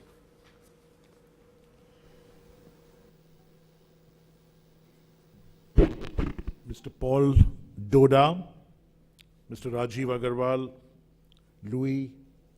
Louise, Shilpi, distinguished participants. I hope you can hear me well at the back. Just wave your hands if you can't. You can, right? Okay. First and foremost, I'd like to emphasize that the Indian intellectual property scene is not what it used to be in the past. So to give a very short overview so I can come straight to my, the main subject matter, we have a strong copyright law of 1957, which was made even stronger in 2012. Just to give you quick instances, in software cases, 27% of the 270 damages cases of the Delhi High Court relate to software, which is within the domain of copyright, as high as that. The new torts, which are without a legislation, which have been recognized by the courts, include very modern concepts like meta tagging, framing, hyperlinking, etc. Those are very strong cases. There's a remedies revolution with courts granting injunctions ex parte Anton Pillar orders, Mariva injunctions, John Doe orders, and a host of other remedies which make enforcement very strong. And the speed, which used to be a major concern for the whole world, has dramatically changed. Under the most recent change has been the introduction of the Commercial Courts Act, to be a graphic, an infographic for you, which shows how the entire lifespan of litigation, which used to take about 5 to 10 years, has now been cut into 8 components, with each of them having a mandatory maximum period. And you can squeeze the entire litigation from beginning to end in 1.5 years. Is it happening? Absolutely. It is happening. Is it happening only before the Delhi High Court? No. It's happening all over the country. Some states, of course, or district courts are slower than others, but it's happening all over the country. So there's a time revolution, a remedies revolution. What are the concerns? There are many concerns. We have a lot of ground to cover. There are 3 current hot issues. In the music world, the collecting societies like IPRS, PPL, and the recent performing right of performers, the Society of Performers called ISRA, they are into a large number of lawsuits litigating with each other over rights that have been newly introduced in the 2012 Act. Certain other industries like the fashion industry, toys, the auto industries, and domestic household goods, fashion goods, those industries are affected by an overlap between design law and copyright law. It's the notorious Section 15(2) of the Copyright Act. And of course, the education publishing sector has been affected by a law, or rather an interpretation given by the Supreme Court, the highest court of the land, in the Delhi University case. And I put that in bold because that's my real topic today, the Delhi University case. This case centered around what is known as Section 52(1)(I) and of course 52(1)(H), but the main provision was 52(1)(I), which essentially says it's a defense to copyright infringement, where a reproduction by a teacher or a pupil in the course of instruction is permissible and is not an infringement. But the finding of the case went a step further in interpreting these 2 elements and said that the fair use formula of the US Campbell versus Akafros and what is in the statute, the 4 factors which were recognized earlier by many courts in India itself, that doesn't apply. The fair use formula, which was very fair, doesn't apply. They laid down that the extent of copying can be justified by the purpose. So this is a new test. The extent of copying can be justified by the purpose. That is, whatever amount is needed to make a pupil understand can be copied. Any number of copies can be made, and any number of pages of a publication can be copied. The textbook defense, that you've kept certain books in a warehouse, that defense doesn't apply, is what they held. And the copying can be done by an agent, which means not by the educational institution alone, but by a photocopier, professional photocopier on the premises of the university. That's what they held. Now, the concerns are that the judgment permits unlimited copies if it's in the syllabus. And the intention of this defense was that in a teacher-pupil environment, in a classroom, a certain amount of copying can take place to facilitate the teaching process.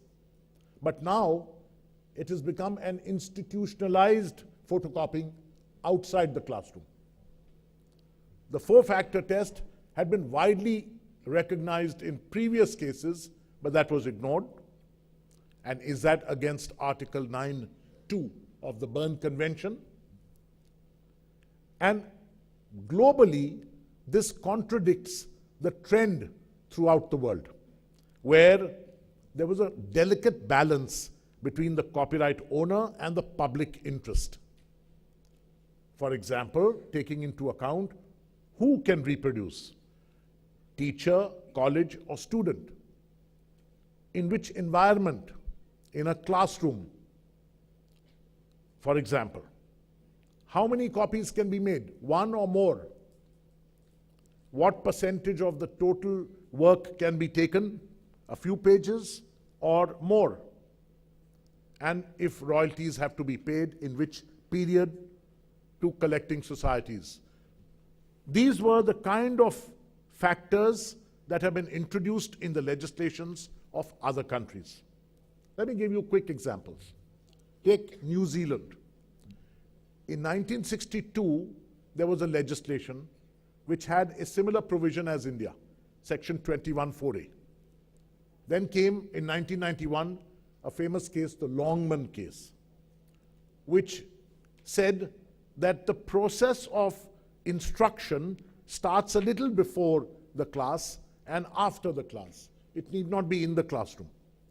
It commences before the actual instruction and ends later. But it cannot be years, 10 years earlier to the class. So somebody who's kept books for 10 years in a stockpile, in a warehouse, they said, no, that can't be done. And an injunction was actually granted in the Longman case. In 1994, there was an amendment in New Zealand, and they said that if copying is done by reprographic process, and reprographic would be either photocopying or, in today's context, an iPhone. You could even copy pages by the iPhone. One copy of the whole can be produced, or a part of the whole or the part, one copy, but by the teacher. Only one copy. If it's done by hand, by the teacher or the pupil, any number of copies can be done.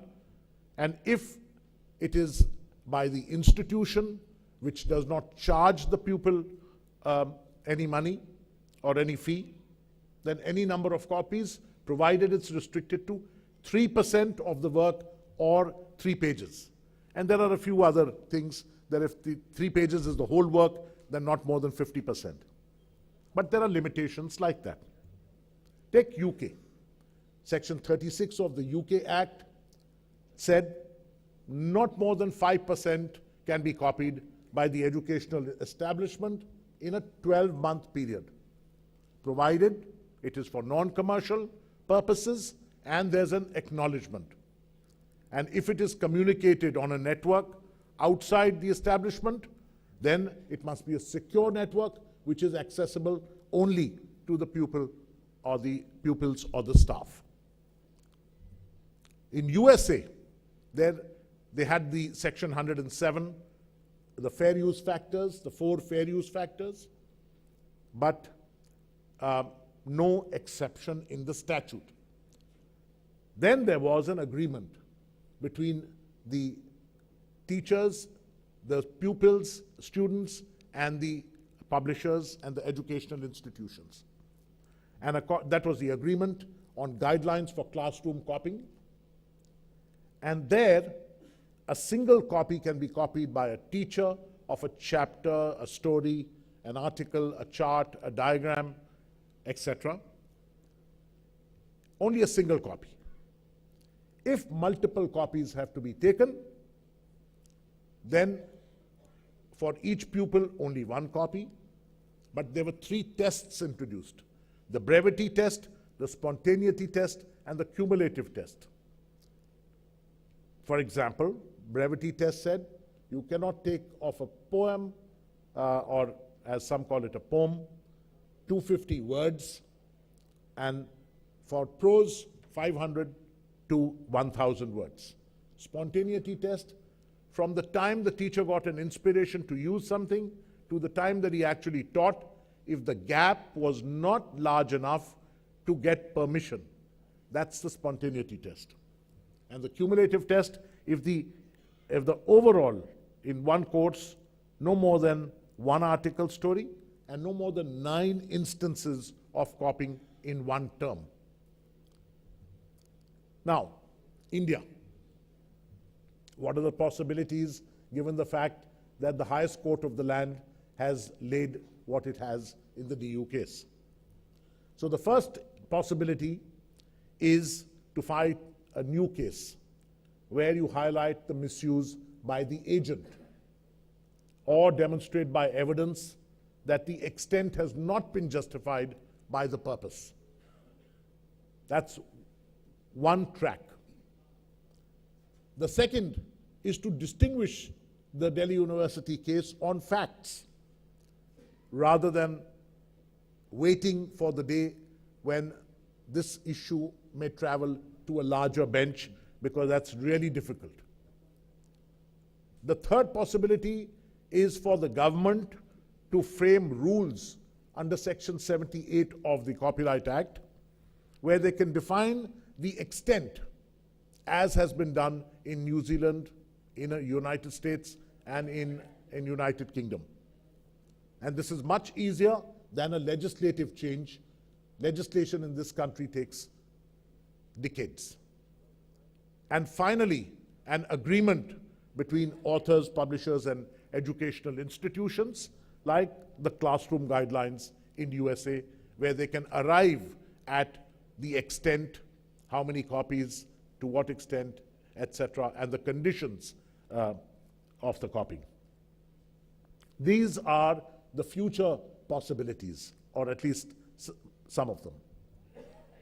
To conclude, what is required of the publishers in the educational publishing sector is a united stand and a report, a statistically rich, well analyzed, and a powerful report highlighting their losses. Reasonable, and I don't say too much or excessive, but reasonable press support, talk shows, interviews, articles, etc. And, of course, request to the government. I don't use the word lobbying.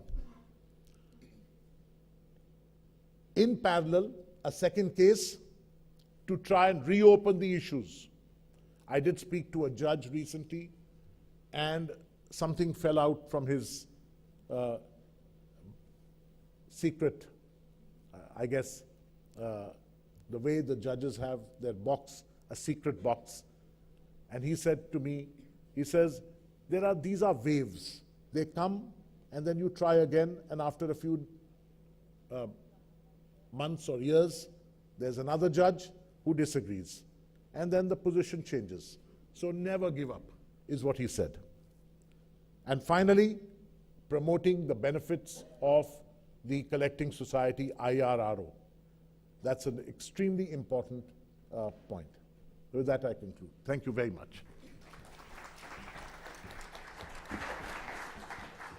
Thank you, Praveen. Yet another useful closing that included some helpful suggestions. Our next speaker is Louise Adler. Thank you, Louise. So I too would like to begin by thanking the IPA and the Federation of Indian Publishers for organising this Congress.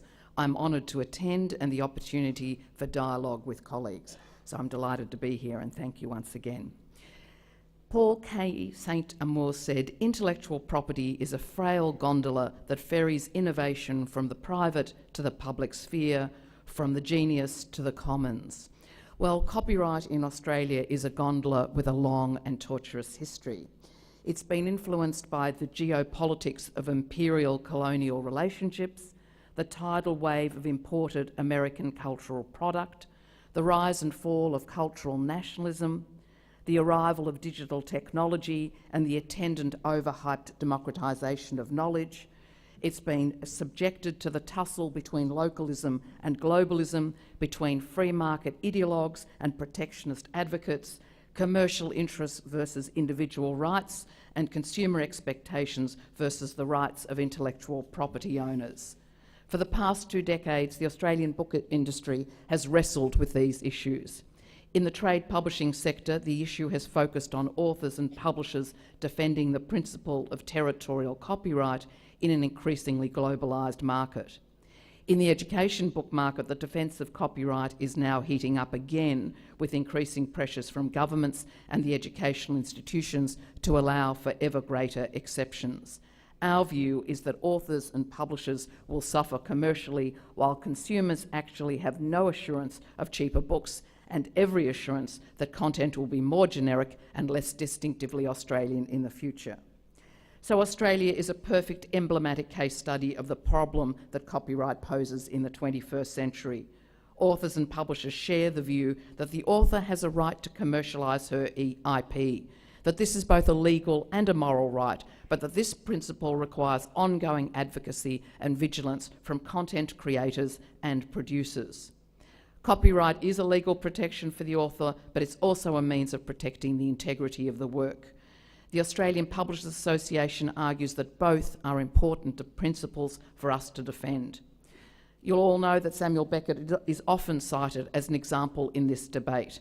As Louis Menand said in The New Yorker recently, Samuel Beckett's restrictions on the staging of his plays is a well-known example of the exercise of copyright as a moral right. Beckett and his estate consistently refused permission to mount productions of his work. The work Endgame in an abandoned subway station is a classic case, but there are many others, unless Beckett's stage directions were complied with literally. The refusal was not based on any economic considerations. These performances were not copies competing with the originals. It was based on the right of the playwright to protect the integrity of his plays. So the copyright, copy wrong argument is often posed as a struggle between venal profit merchants, that's us here in the room, and our victims, the consumers. Inevitably, the former is characterised as motivated by profits, while the latter, the hapless consumer, is a powerless sucker to be preyed upon by rapacious commercial operators. Of course, creators want to put a value on their intellectual property, while consumers want a bargain. That's a reality, but we all know that the reality is indeed more complex. And I would suggest that copyright creators and producers have not been sufficiently persuasive. Consumers feel that knowledge should be free, and that those who create knowledge and those who disseminate it do not warrant remuneration. So I think it's our failure collectively. We have failed to explain why free is indeed not fair. Somehow we have failed to explain that principle, and in the interim and in the process, we have acceded to the behemoths like Amazon, whose, as I know that no one has said the name Amazon, I think, in the last couple of days, but we in Australia have courage. So we have acceded to those behemoths whose business models depend on price points that bear no relationship to the cost structures of creating and producing content. Why is it that we have failed to persuade the community that ideas do need to be paid for? When we buy a litre of milk at the supermarket, we understand that all parts of the supply chain are entitled to payment. We do not expect the cow to produce milk without being fed, and let me add here, I'm not suggesting that our authors are cows, of course. We do not expect the farmer to give away his milk. So why isn't the work of the writer and her publisher equally worthy of financial compensation? The life of the mind is created within exactly the same economic system and structures that underpin all commercial activities. And the publishing industry, in our view, needs to assert this reality loudly and clearly. Way back in the 19th century, Thomas Macaulay called copyright, and I quote, a tax on readers for the purpose of giving a bounty to writers. I think that in the 20th century, that bounty might be more fairly described as a return on investment. And so, to the current state of affairs in Australia. The APA recently successfully saw off yet another attempt to dismantle the current territorial copyright regime by the Conservative government. It's the 5th time we've had to argue our case, and I fear it will not be the last. However, the advocates of free intellectual property are tenacious and have in the past couple of years turned their attention to the education market. For many years now, education publishers have negotiated with the education sector to establish a price for statutory licences that properly acknowledge the cost of creating intellectual property and ensures that schools and universities can share the material with students. It's an educational copyright scheme that amounts to $17 per school student and $30 per tertiary student that's paid for by institutions and not individuals.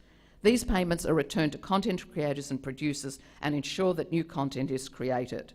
The statutory licence regime allows for exceptions, of course, which you know about, when copyright content can be used without permission. The most significant of those exceptions are for news reporting, for criticism, for satire, for personal research, for people with disabilities, and copying by libraries. So the government of the day in our country has commissioned a succession of reviews in the past couple of years to support the introduction of US-style fair use doctrine. However, political realities and public advocacy has persuaded the government that a more measured response might be best. The public campaign, with the support of more than 25 teachers' associations and over 200,000 school teachers and educational institutions, have for now successfully derailed attempts to introduce the fair use regime in Australia.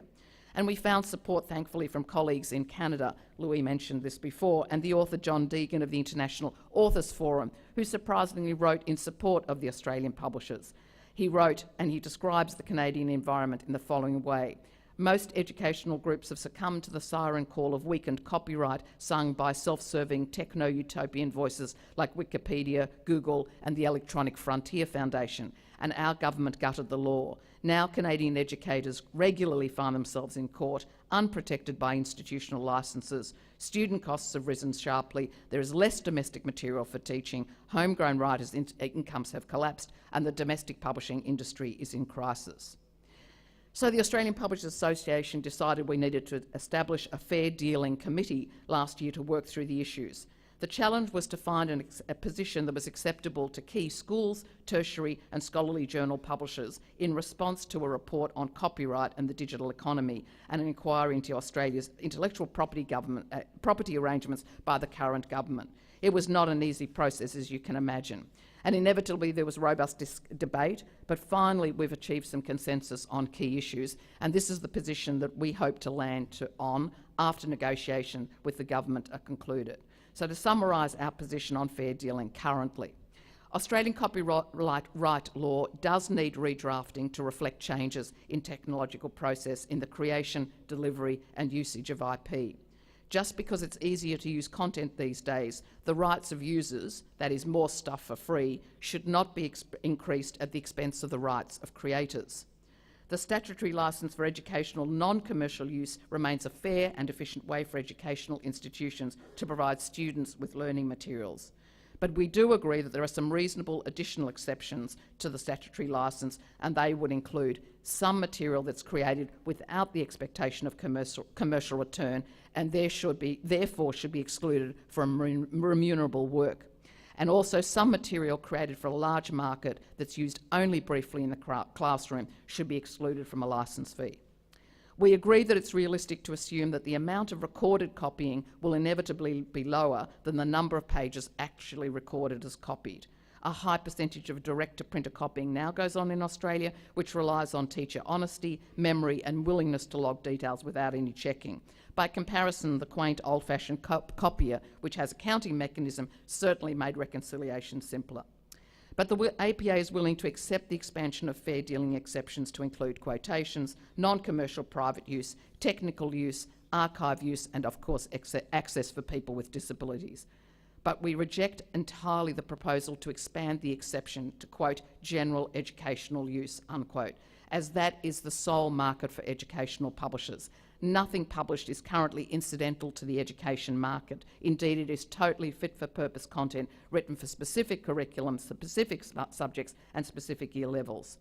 It is the APA's view that the application of the US-style fair use regime will ultimately involve us in litigation to decide what is fair and what is not fair. That litigation will be costly and inefficient, and a succession of small claim breaches will ensue and only result in diminished revenues for authors and their publishers.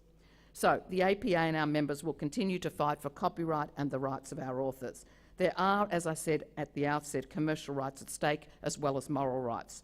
And it is somewhat ironic that to those of us who have spent our working lives believing that ideas matter, that reading is a right and not a privilege, and that a civil society increasingly depends on educated citizens with access to quality-controlled and intelligently curated information, it is somewhat ironic that we are now characterised as venal gatekeepers. I want to finish, and I'm conscious that we have a couple more speakers, so I'm trying to go fast.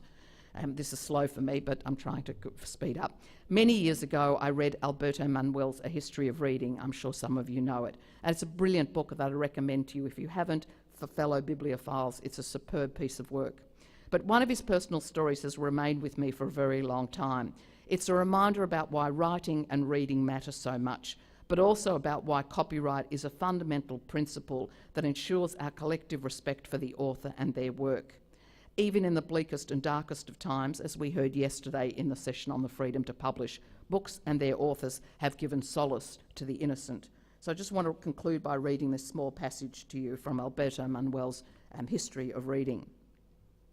When I was 10 or 11, one of my teachers in Buenos Aires tutored me in the evenings in German and European history.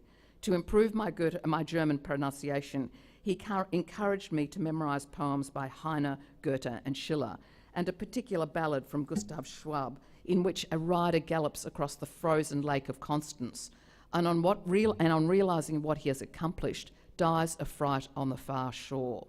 Manuel writes, I enjoyed learning these poems, but I didn't understand of what use they might possibly be.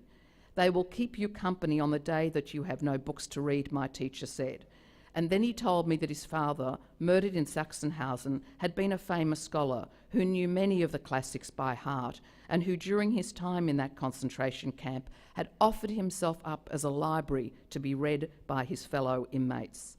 I imagined that old man in that murky, relentless and hopeless place approached with a request for Virgil or Euripides, opening himself up to a given page and reciting the ancient words for his bookless readers. A text read and remembered becomes, in that redemptive rereading, like the frozen lake in the poem I memorised so long ago, as solid as land and capable of supporting the reader's crossing. And yet at the same time, its only existence is in the mind, as precarious and fleeting as if its letters were written on water. Thank you.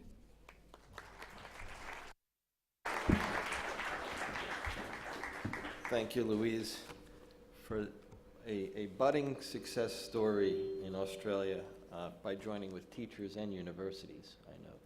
Thank you. Our next speaker is Mr. Agarwal for a government perspective on copyright.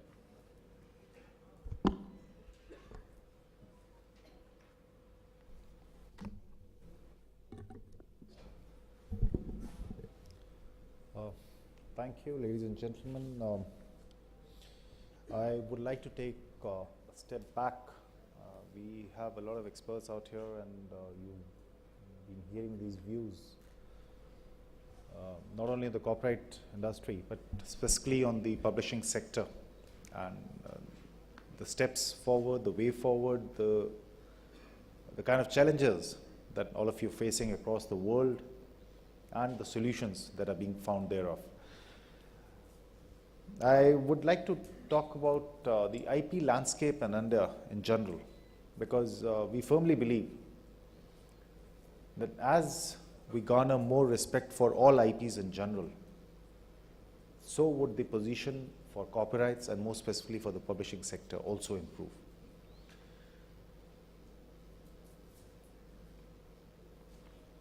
Copyrights traditionally are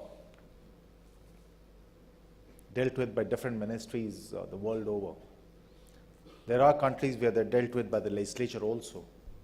And in India, it's always been the education department which has been looking after copyrights. I don't remember any other country where the education department as such has been looking after. There has been culture, there has been commerce, there have been other, law department has been looking after copyrights as a subject. But the government of India took a conscious call 2 years ago when it transferred copyrights from education or from Human Resource Development to the Ministry of Commerce.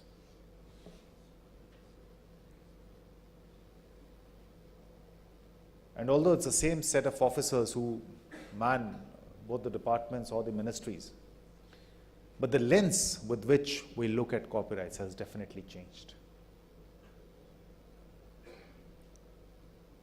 There is definitely a commercial intent, and more importantly, our interaction with the industry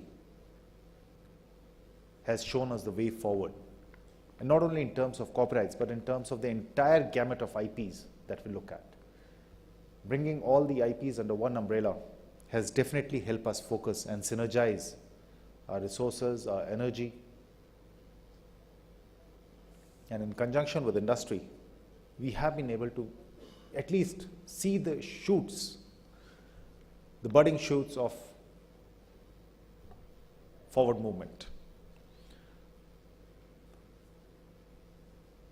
I'll just reel out a few statistics in terms of the IP processes. Now, copyright, earlier it would take almost a year to examine a copyright application, and even though it's well recognized that copyright does not require mandatory registration, and yet it is an indicator of the way the entire industry is moving forward. Today, it takes less than a month. You file an application and within a month it gets examined and it gets registered. Vis-a-vis last year, this financial year, starting from the month of April 2017 through December, the first 9 months of this year, the disposal of copyright applications has been over 15 times that of the corresponding period last year. The number of registrations from 2,000 odd, it's gone up to 14,000 in this 9-month period. It's almost 6.5 to 7 times higher. Examinations similarly 5.5 to 6 times higher.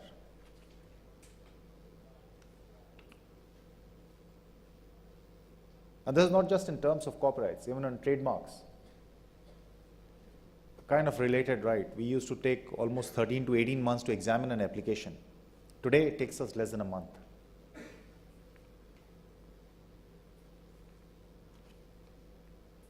And these are just a few of the statistics. I'm not talking of patents where we've increased our manpower almost 5-fold. And consequently, the examination of patents has gone up almost 2.5 to 3 times. In all the IPs, patents, trademarks, copyrights, GI, geographical indications, designs, we are talking of a sea change in our processes. We are conscious of the fact that as the government, we would be failing in our duty if we do not give you the right, if we do not recognize your right, and do not give you that enabling environment where you can actually go ahead and protect your right. And this has been one major challenge that the government faced. And in the last 2 to 3 years, we have actually been able to manage to round the, so to say, the hill. But this is only a beginning.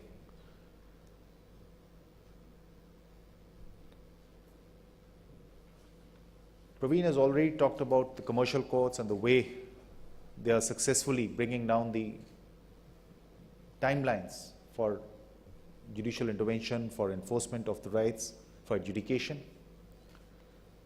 We are also looking at ways in which we can strengthen our law enforcement agencies, the police, the customs.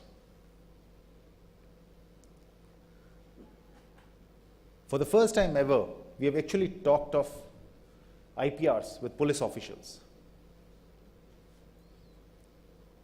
You talk to a police officer, his first reaction would be, why should he be bothered about something like this, about whether a book has been copied or a film has been pirated, when he has more heinous crimes on his platter. But today we actually have the Home Ministry, the Home Minister of India himself, issuing a statement and an advisory going to all the states that you have to necessarily include IPRs in your training curriculum.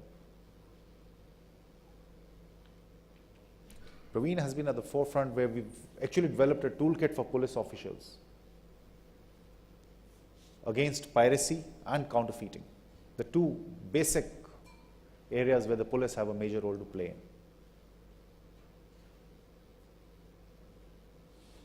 For us, the younger generation is obviously key to any steps that we wish to take. So today we have actually managed to get a chapter on IPRs in the NCERT syllabus for class 12.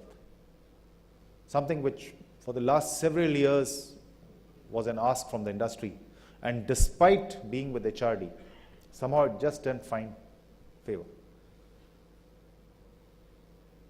We need to make our younger generation aware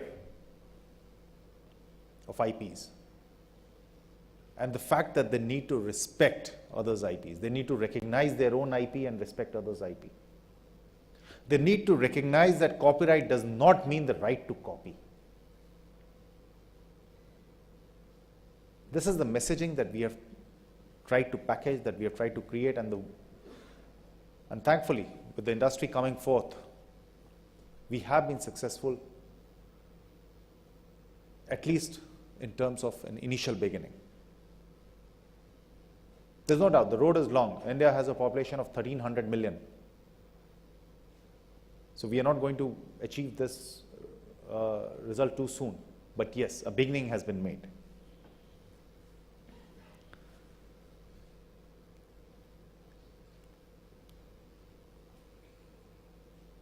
When we were children, at that time, piracy of films was a major issue, the late 80s and 90s. People had literally stopped going to cinema halls. And we used to rent out video players or video cassette recorders, VCRs, for 24 hours. And at that time, it was 100 Indian rupees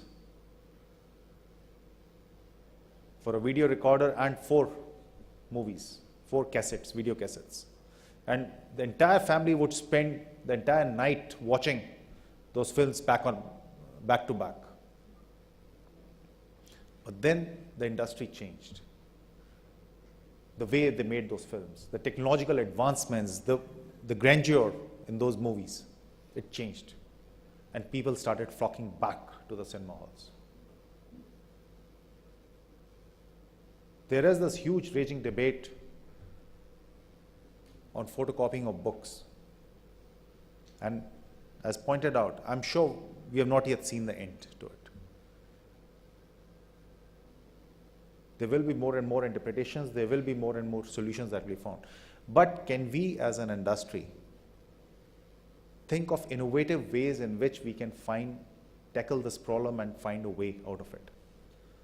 As I was remarking earlier also, India has an ancient civilization, and in fact all our cities, the old cities, we have had one market dedicated to second-hand books. Delhi, Ahmedabad, you go to any city. Delhi has Nai Sadak. Similarly, Ahmedabad has its own market. There would be one street, one market dedicated to second-hand books only. That's because traditionally it was recognized that students cannot buy books themselves. So there would be one book, and at that time obviously photocopying there was just no question of photocopying or getting online material. So student would not only read the book, preserve it, he would sell it in the market, and then the next year students would come and pick it up again. Obviously, there was an issue of availability of these books at that point of time.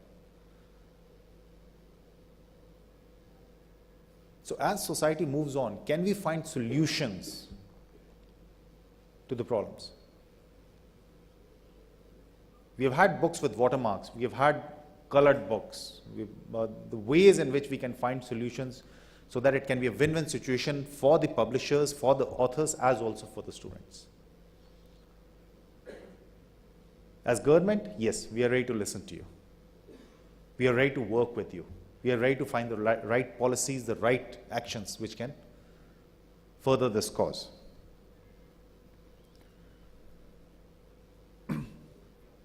One last point may not be directly linked to publishing, but at the end of the day, if we are able to tackle piracy and counterfeiting, we are going to improve the entire IPR regime. We have had discussions on online piracy earlier also, and this is something we really need to work upon, because both piracy and counterfeiting are not just about some remuneration to some person who has worked hard on it. It's also about tackling the global terrorist or terrorism regimes. These ill-gotten gains are siphoned off, and they come back to haunt us as a civilized society. So we need to look at ways of challenging and tackling online piracy, tackling counterfeiting, and this is where we need to work together. Policymakers, industry, the end consumers, and to find solutions to this.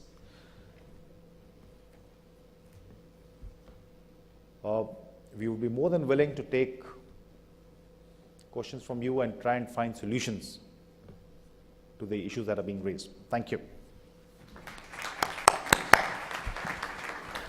Thank you, Mr. Agrawal, for that pledge of government support. And we'll close with some thoughts from a government IP advisor from outside India, working within India, including some thoughts on copyright enforcement. Good afternoon, everybody. I represent British High Commission and the UK Intellectual Property Office here in India. So I've just subdivided my presentation into these 4 parts: challenges, fair dealing, curbing online piracy, and IP awareness. Challenges. Mr. Agrawal spoke about the rampant piracy and the link to the terrorist organization. We can't deny that there is so much of piracy in the entire world, not only in India. Online market, physical market, everything is just full of pirated, maybe e-books. There is online sale of pirated books and everything. Second issue is ownership rights versus moral rights of the authors. So sometimes there is a conflict between the author and the publishers, where there may be sometimes omission to recognize the name of the author.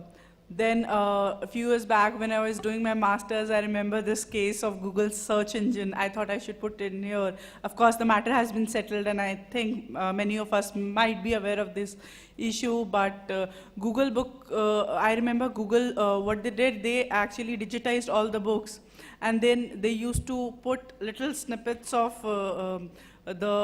some extracts of the books online, and then there was this huge debate whether authors have not given them rights to put their snippets and whether they should be doing that. Of course, the matter was ultimately settled.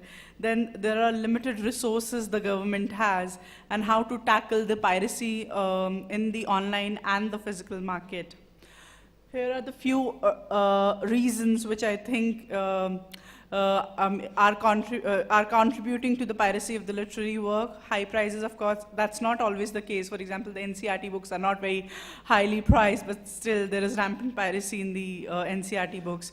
Popularity and the need of the book.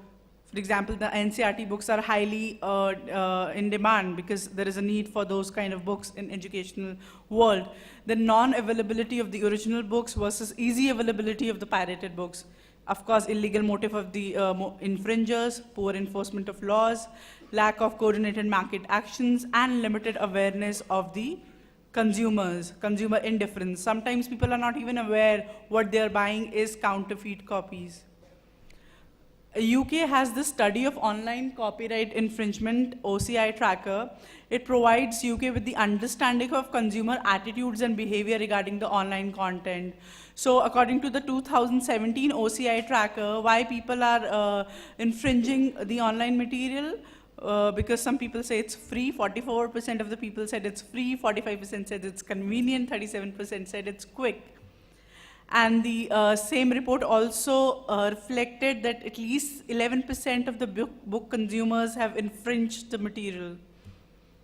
Now, piracy can be in different ways: reprinting in large quantities without authorization, unauthorized translation and adaptations, and of course, much has been talked about mass and commercial photocopying.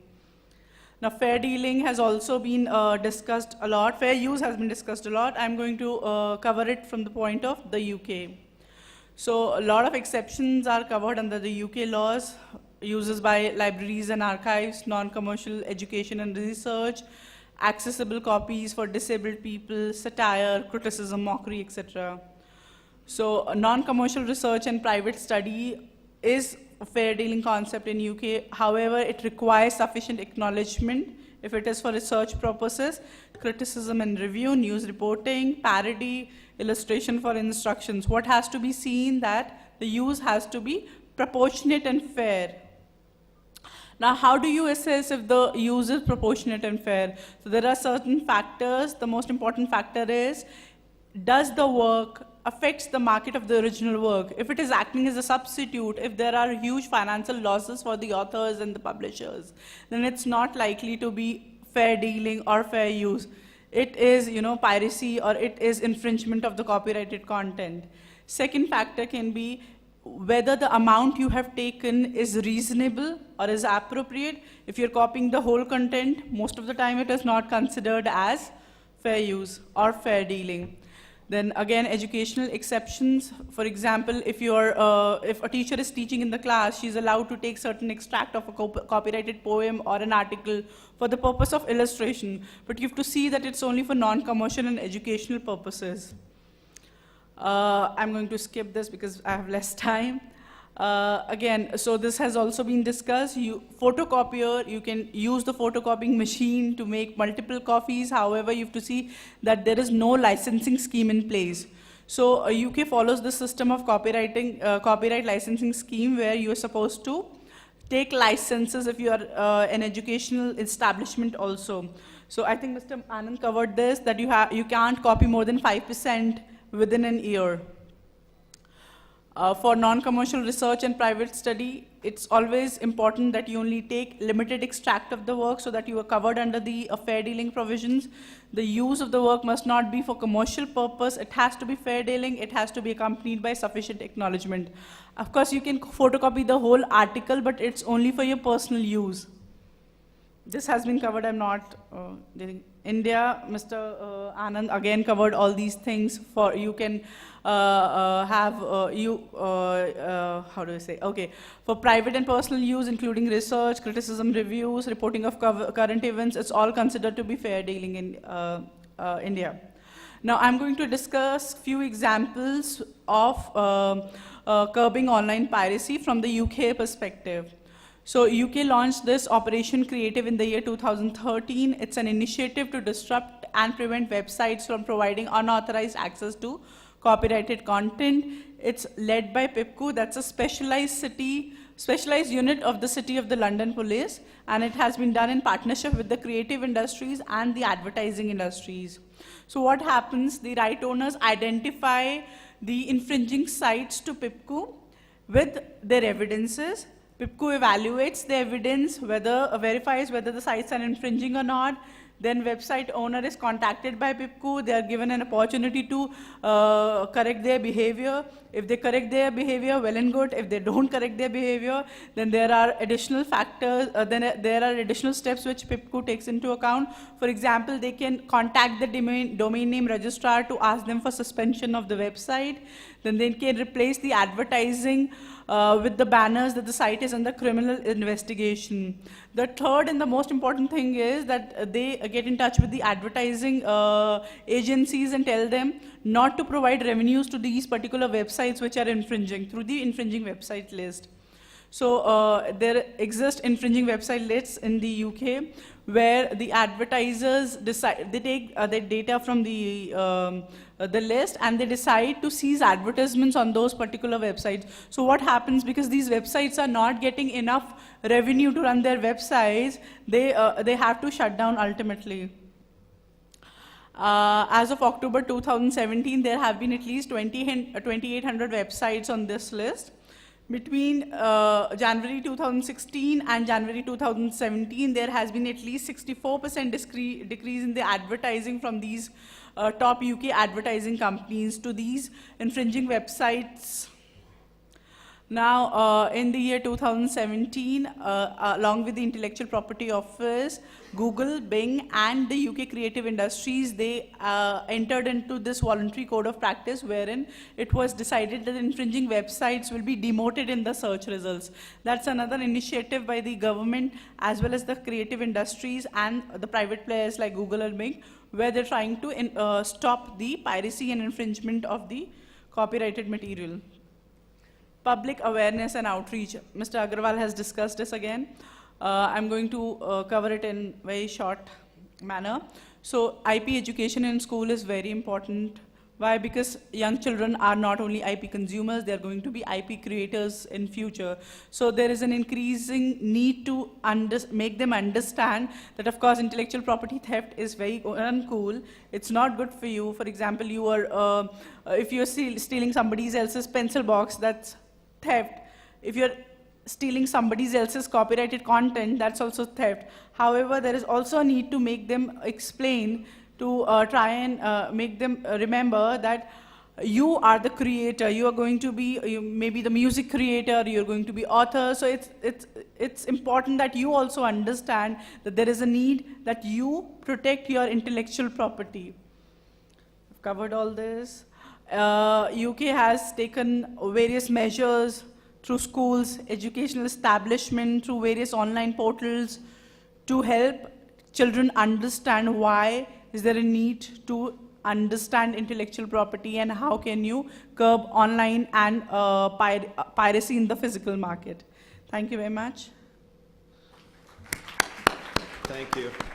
And thank you to the panel for being accommodating to each other with time. We had an excellent opportunity to have several people join us.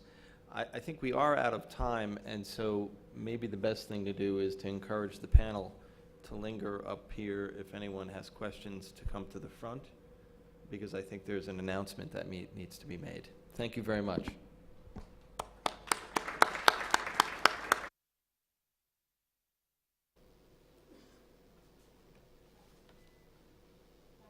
Session Chair, for giving us time to be in time.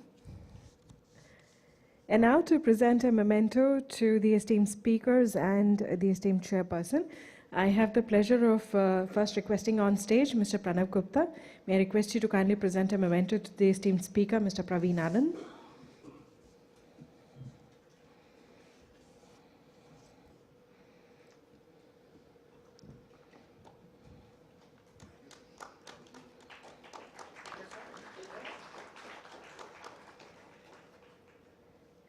And to present a memento to the esteemed speaker, Ms. Louise Adler, may I invite on stage Dr. Ashok Gupta.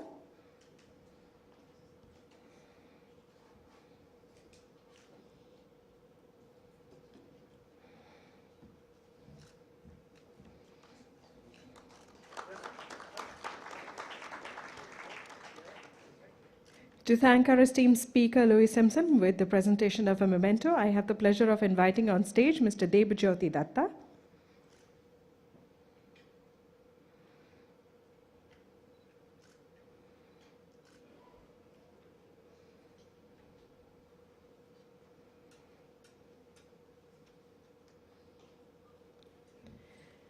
Thank you, Ms. Simpson, for joining us for this session.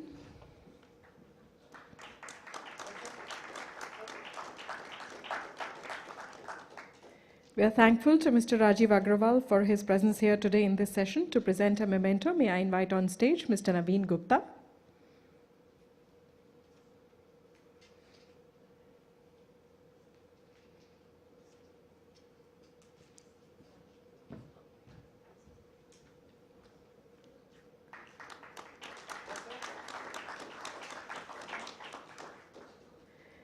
Ms. Shilpi Nanda is a last-moment addition by the session chair. We had no prior knowledge of her being a part of this session. Nevertheless, thank you for being here with us today.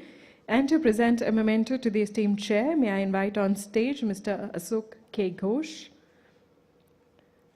We are thankful to Mr. Paul Doda for chairing this session.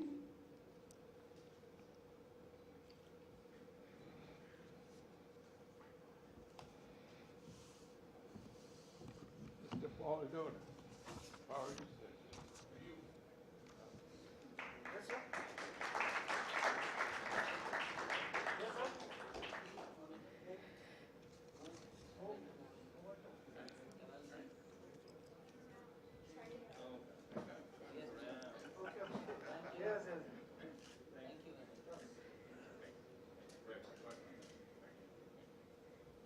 Thank you, esteemed Chair. Thank you, esteemed speakers. May I request you all to please take your seats back.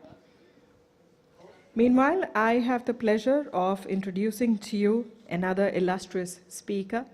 We're very honored with his presence here today.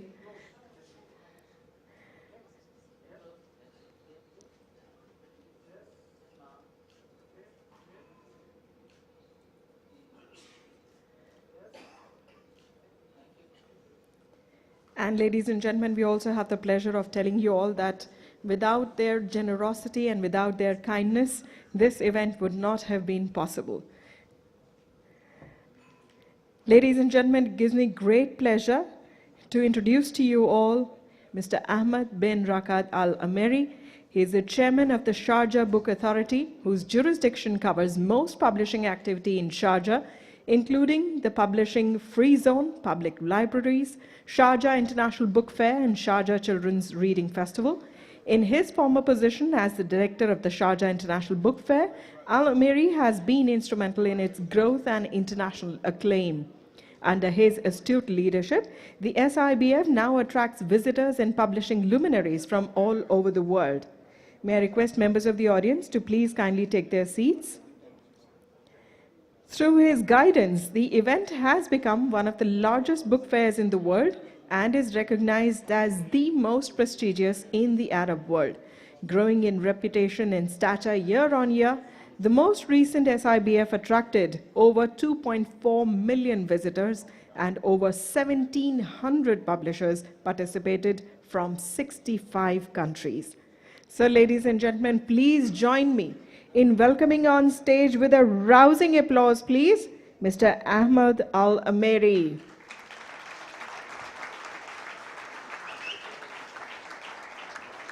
Let's welcome him with a huge round of applause.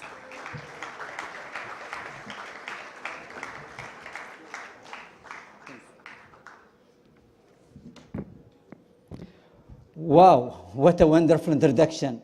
I feel I'm a very important person today. Ladies and gentlemen, fellow book lovers, namaste.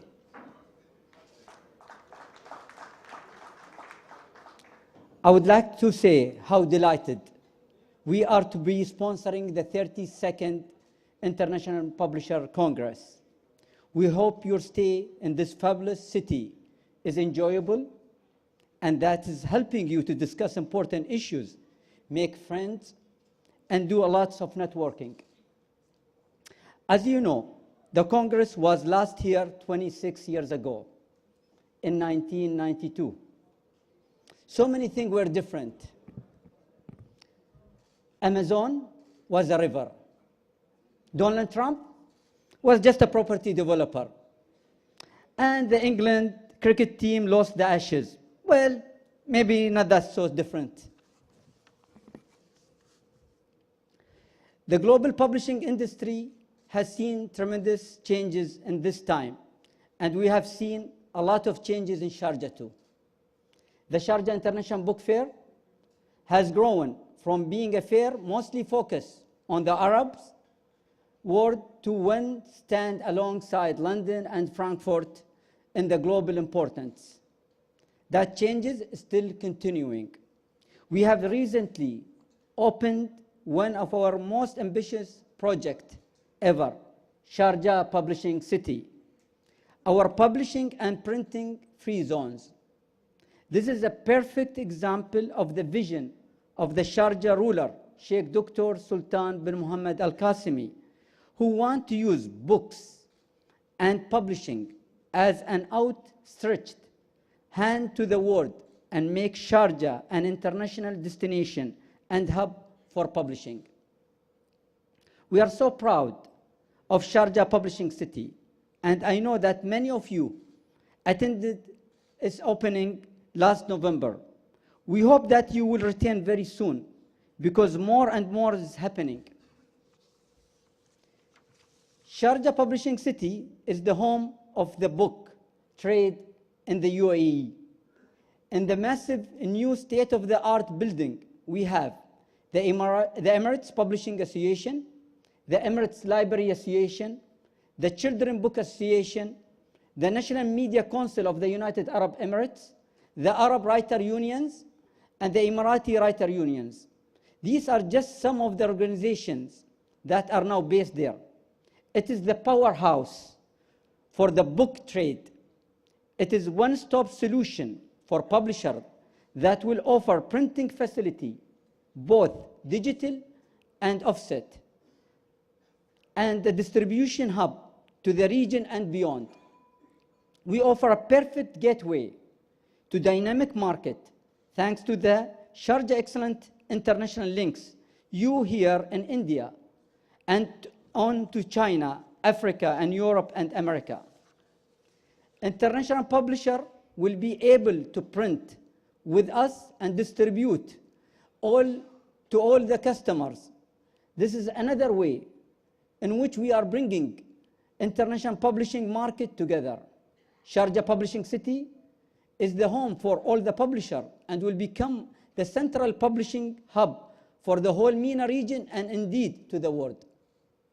Finally, we are excited that Sharjah has been nominated World Book Capital 2019 by the UNESCO.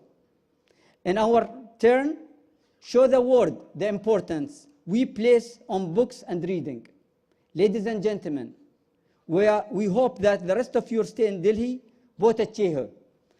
And on behalf of the Sharjah Book Authority, I wish you all good health and financial success, and of course, bestsellers in the year to come, a year in which I hope many of you will come and visit us in Sharjah. We would love to see you soon. Thank you all so much, and if you want to ask me any question, I'll be around. Thank you very much.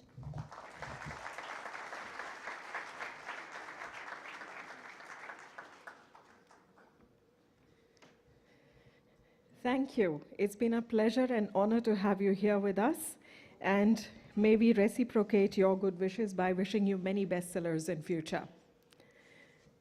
So ladies and gentlemen, before we break for lunch, we have an important announcement. Please do pay attention. There is an Agra trip which has been arranged. Anybody can register for this trip. Whosoever of you are interested are requested to please register at the registration desk, which is in Alamgir Hall, right across. You can make that registration and be a part of this Agra trip.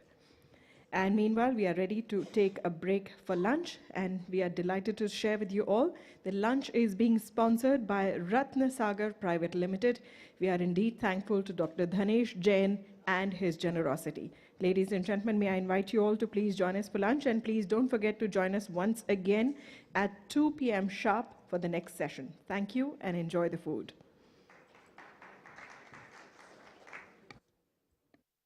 Proceedings.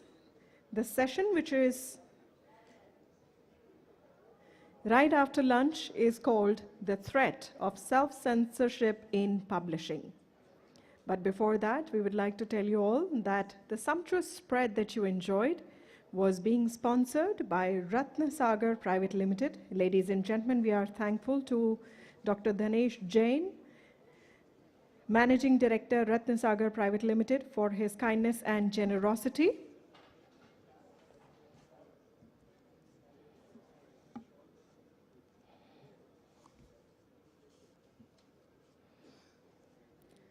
And before I invite the esteemed panelists and the chair onto the stage, we have the pleasure to thank in person the Ratna Sagar Private Limited team, represented here today by Mr. A.M. Zutshi, Director, and Mr. Neeraj Kumar, AGM. May I request them both to please join us on stage. And to honor them, I have the pleasure of inviting now on stage Mr. N.K. Mehra, Shri Ashok Ghosh, Shri Pranav Gupta, Dr. Ashok Gupta, and Shri Naveen Gupta. May I request them all to please join us on stage. And to honor our esteemed sponsors, the lunch sponsors. There they are, ladies and gentlemen. Dr. Dhanesh Jain, Managing Director, Ratna Sagar Private Limited, being represented here today by Mr. A.M. Zutshi, Director, and Mr. Neeraj Kumar, AGM. May I request for a round of applause?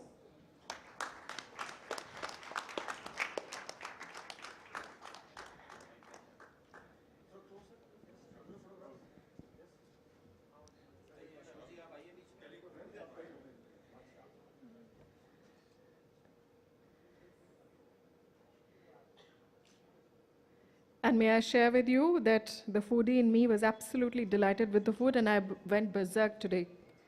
8 and 8.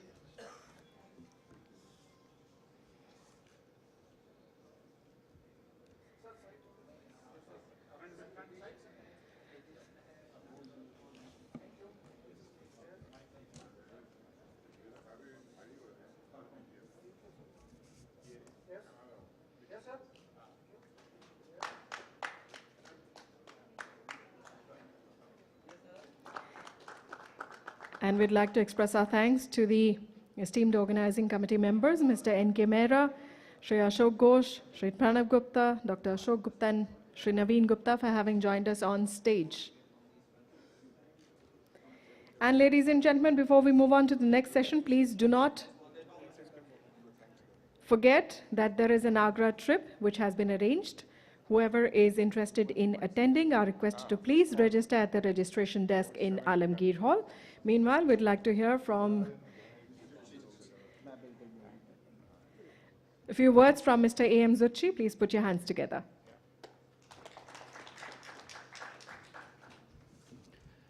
Ladies and gentlemen, I'm thankful that you have participated in this. You have come all the way from throughout the world. Ratna Sagar is thankful for all these participants, especially to the Federation, Indian Federation, those who have organized everything here. I'm one of the person, I've not done anything, but they have done everything here. So I'm thankful, special thanks to this complete team. Thank you.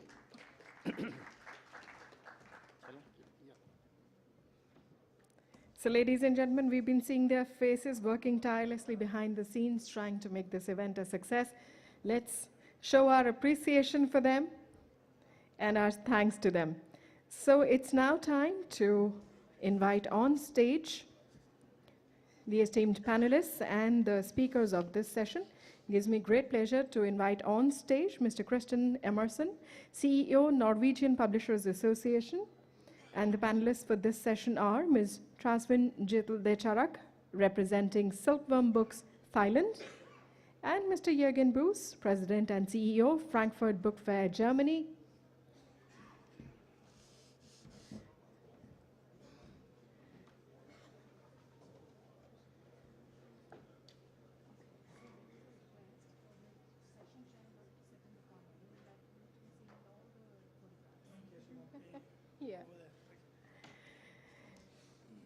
A brief introduction to the esteemed chairperson. Mr. Christian Emerson is the chair of IPA's Freedom to Publish Committee. He's also managing director of the Norwegian Publishers Association. He has been in the publishing business for more than 40 years and is also the president of the Jornson Academy for Literature and Freedom of Expression and the chair of the board of 2 companies in television distribution. I now hand it over to you, Mr. Chairperson, sir, to take the session forward.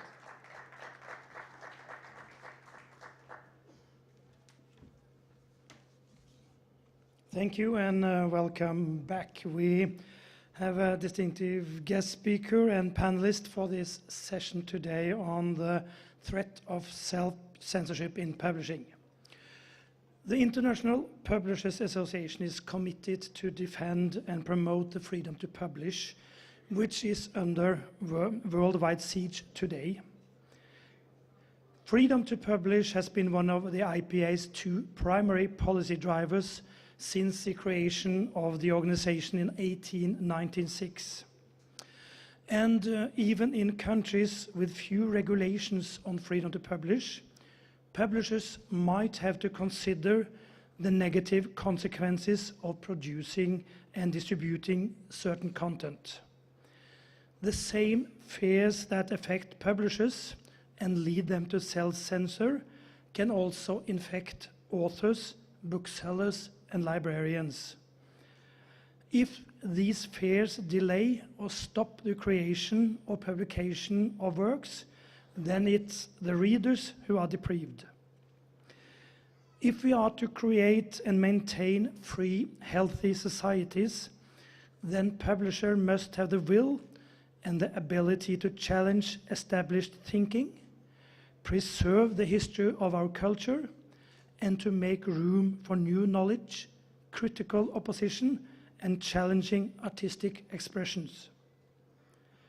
Publishing has always operated in a social and cultural environment that is constantly changing, and where the publishers themselves, through their commissioning or selecting of material, and as a result of the work they decide to disseminate, influence both what is discussed in society and how those works are received. Freedom to publish means that the publishers must be allowed to publish all that they deem worthy of publication, even and perhaps especially if those works challenges the boundaries established by the society they operate in. Our keynote speaker today is Mr. William Nygaard, but let me introduce the panelists first. Trasvin Yitidisharak founded Silkworm Books in 1991, a general independent publishing house of English language books in Southeast Asia. In 2008, she founded Mekong Press Foundation in order to support publishing activities in the greater Mekong sub-region. She was a focal person for Bangkok World Book Capital City in 2013. And Trasvin was an advisor to the board of Publishers and Booksellers Association of Thailand for many years. She also chaired the International Congress in Bangkok in 2015. She's been on the board of IPA and is now a great colleague of mine as a member of the Freedom to Publish Committee. The second panelist is Jürgen Boos, who you probably know. He's the president and CEO at the Frankfurt Book Fair and has been that since 2005. He has previously held management positions at German publishing houses like Drömer Knaur Verlag, Karl Hanser Verlag, Springer Science and Business Media, and John Wiley & Sons. He is also a member of the scientific committee of Sheikh Zayed Book Award and the academic Deutsche Buchpreis. And the third panelist is Mats Nygaard. He is the CEO and publisher at Aschehoug Publishing House in Norway. And before taking over this post in 2010, he worked in the publishing houses Tiden and October, and also in 2 different newspapers. Mats Nygaard is a member of the board of Norwegian PA, and also Norla, which is the organization for Norwegian literature abroad. William Nygaard, who is our keynote speaker, he was the CEO of Aschehoug Publishing House in Norway for 36 years until his retirement in 2010.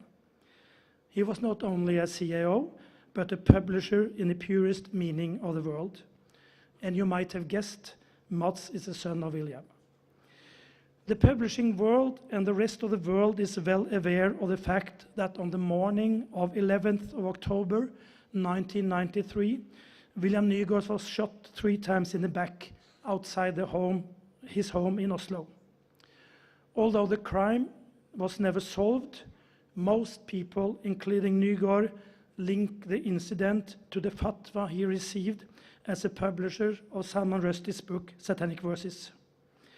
Both before and after the attack, William Nygaard has been an outspoken defender of freedom to publish and free speech. William has been the chair of the board of the Norwegian Publishers Association and also of the Norwegian Broadcasting Corporation, the public broadcaster in Norway. He was one of the founding members of the Motown group that became an associated member of IPA last year, and I think they have the brochure on the table so you can have a look at. William is approaching his 75 years birthday. He is still very active, not least in his position as the president of PEN Norway. William Nygaard wanted to be here in Delhi, but he had to undergo an operation some days ago. But you can see that he is recovering well, because the video we're going to show him now was recorded after this operation.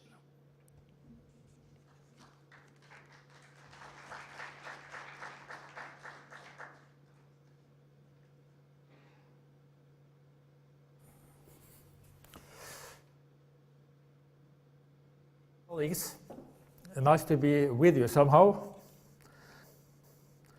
Today's subject, the threat of self-censorship in publishing calls for a discussion of a fundamental question. Are we as publishers still capable, as expressed in the IPA Charter, of promoting and defending freedom to publish, of respecting the principle of copyright, and promoting and defending literacy and reading? Or are we increasingly confronted by the power of extremes, where the demands of pragmatism challenge our basic ideals?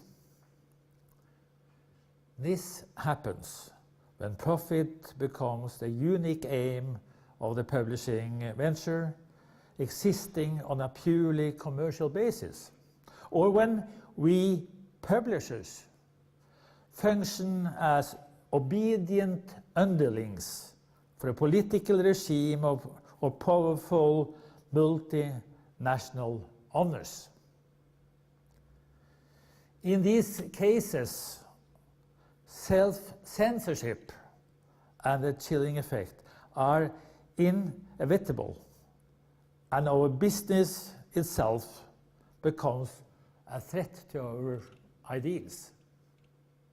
If, on the other hand, we as publishers wish to defend democratic values based on human rights and to stand as defenders of true freedom of expression, self-censorship represents a major threat to our profession if it's allowed to flourish.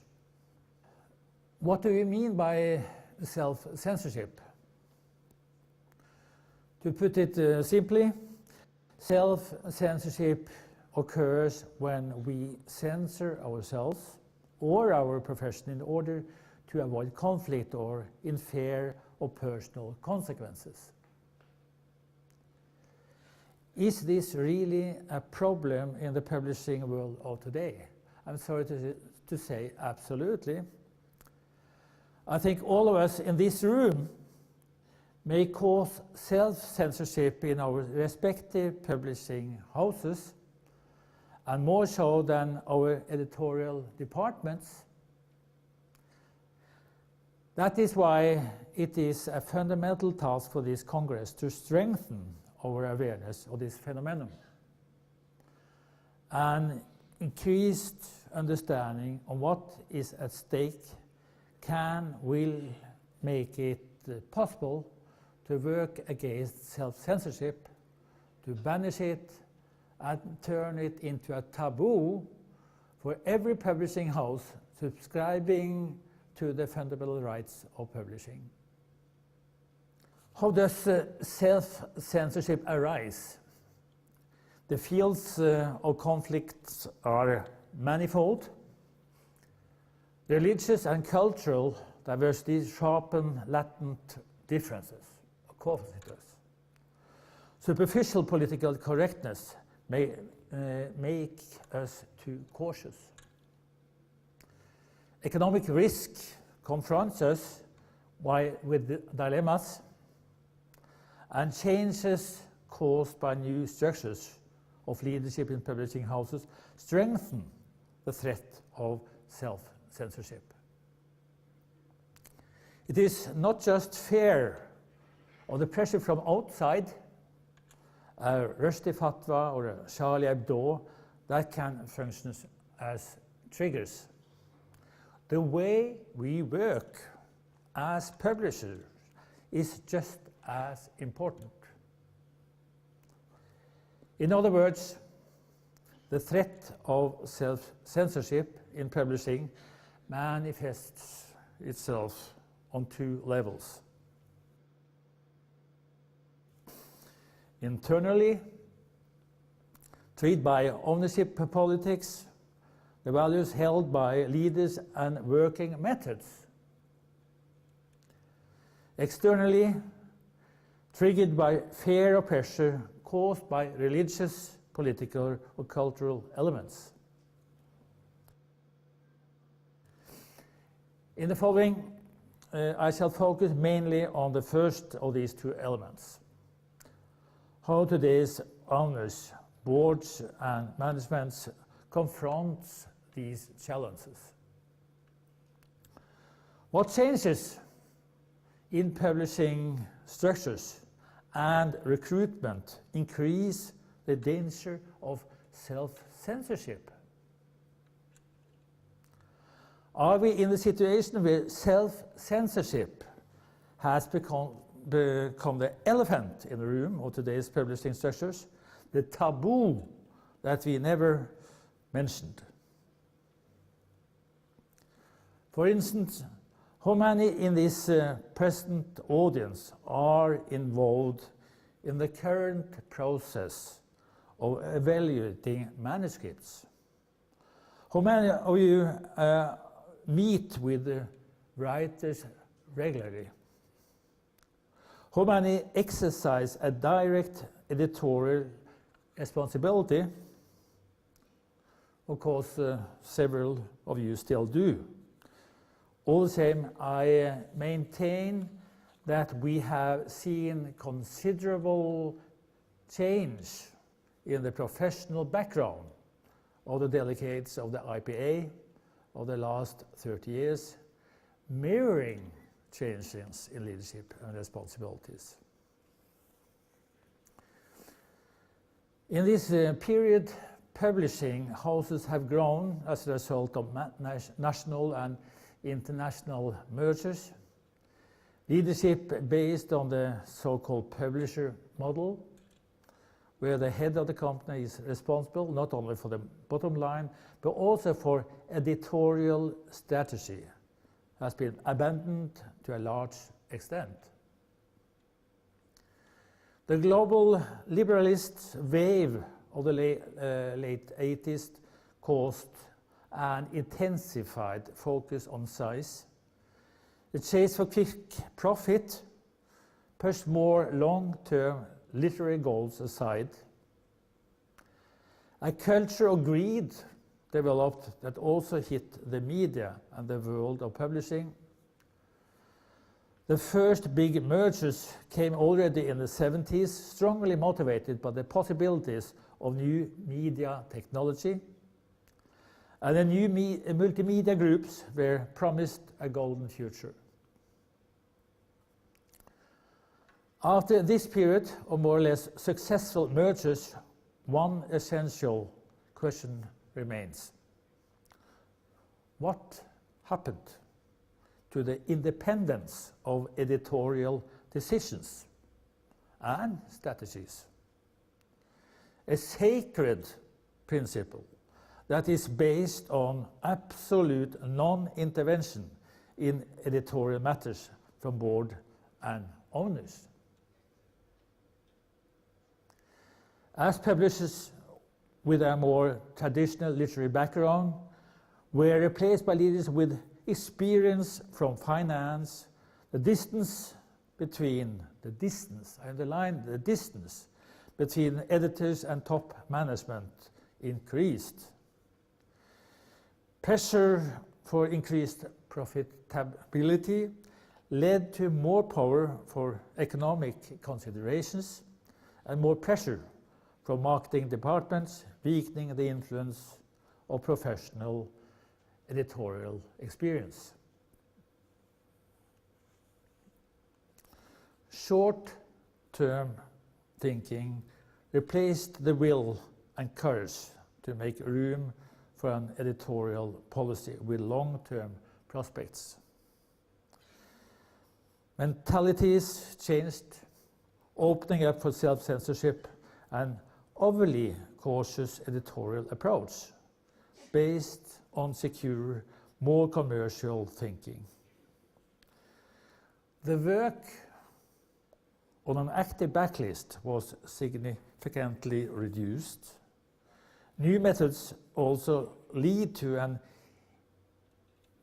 increasing, I would say, homogeneity in the lists of publishers that used to make their mark in publishing because of their innovative and their diverse literary fiction and non-fiction, but now were reduced to mere imprints.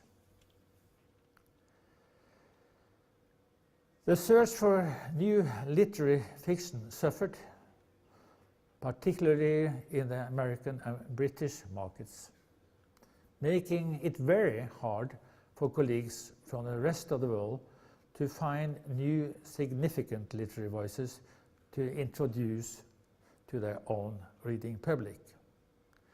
The appearance of small publishing houses have to a certain extent remedied this situation, but far too often they are swallowed up by the big corporations with depressing consequences. The new structures also affected the rights situation.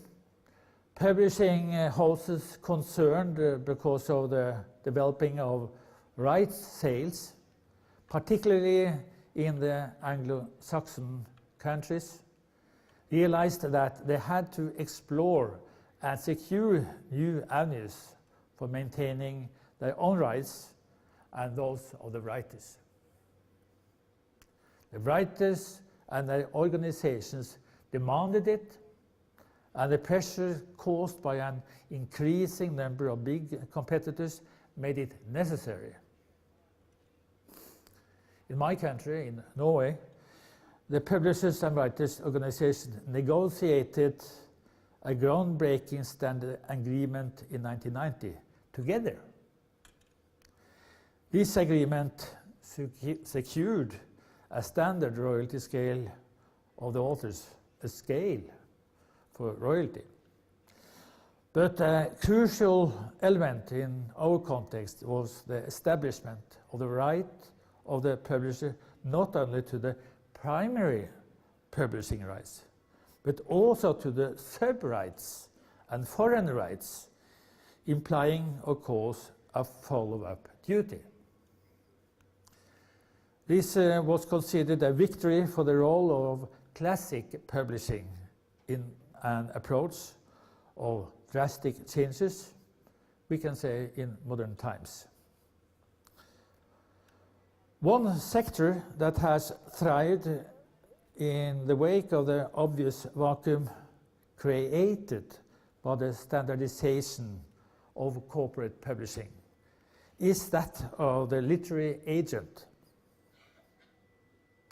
The literary agent of today has taken on of the essential task, have taken on many of the essential tasks that fell by the wayside as publishers moved on towards global mergers.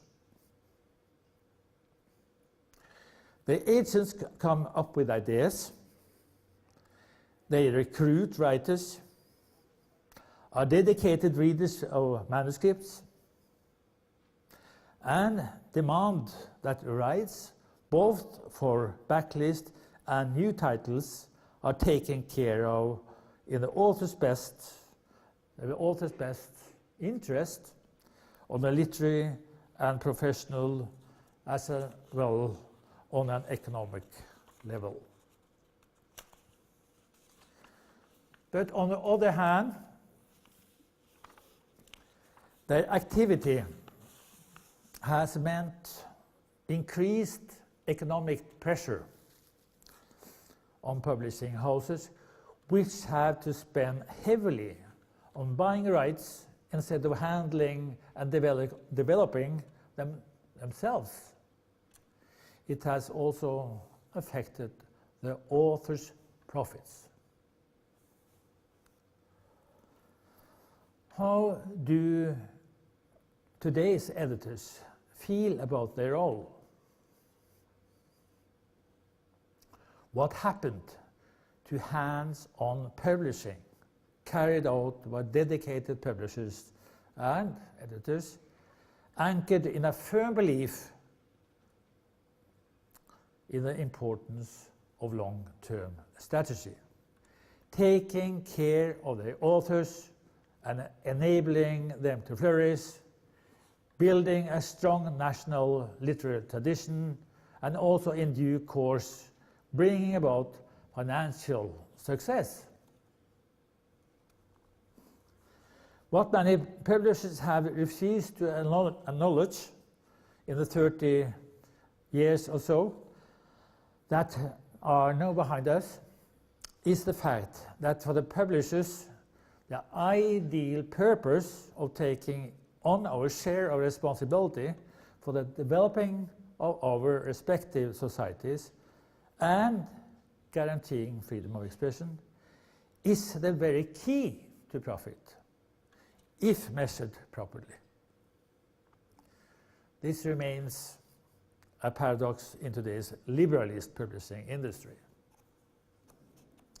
Luckily, there are brilliant examples of the opposite in today's world, where publishing groups are running complete accordance with our ideal purpose on all levels. And the paradox is that this long-term focus on quality, based on a confident interaction with the writers and society, will guarantee profit in the long run.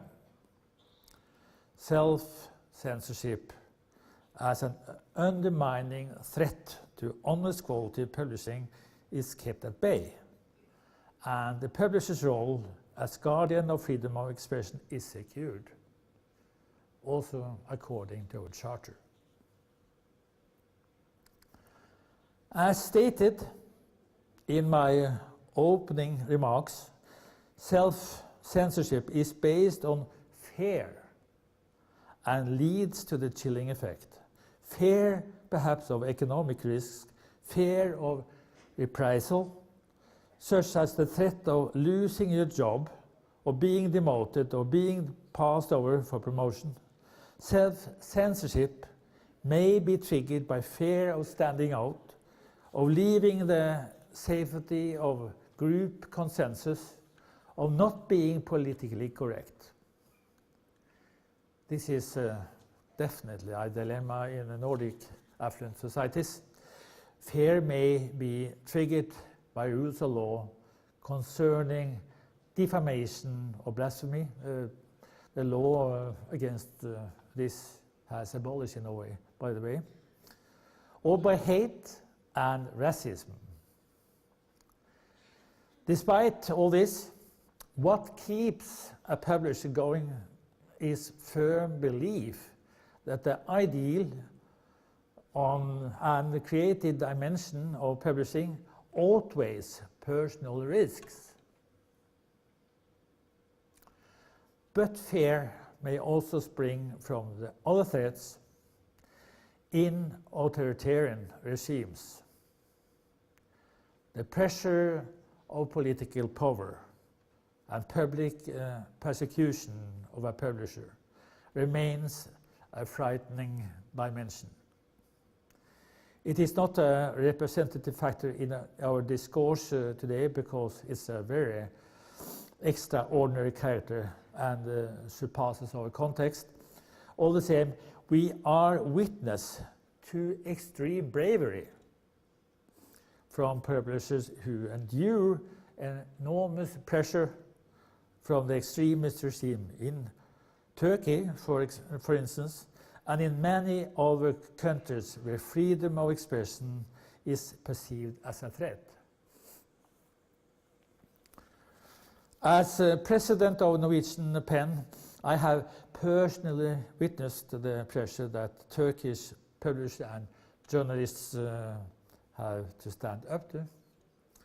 In such countries, the situation is so extreme that many earlier warnings in this speech about forms of leadership do not apply. The struggle is personal and existential to a degree that goes far beyond the working terms we know from democracies. This is the case for every regime on the list of nations with suppressed freedom of the press and freedom of expression. We all know the World Press Freedom Index, where, for instance, Turkey, Iran, Saudi Arabia, and China are all near the bottom in this ranking list, covering 180 countries. What we wish for are publishers who remain steady, come hell or high water, committed to the protection of the entire literary landscape, non-fiction, children's books, and educational literature, and standing up for a truly controversial versatility. What we wish for, in spite of marketing-based commercialism and global publishing groups, are publishing houses that truly understand the essence of editorial obligation in our day and age, that commit to it with the deepest respect for human dignity, and that are able to create a solid framework of respect for freedom of expression and the fight against self-censorship. At the end of the day, it all comes down to leadership and purpose in all kinds of publishing houses, both big and small. It is possible to keep self-censorship in check and turn fear into courage and commitment to quality. Thank you.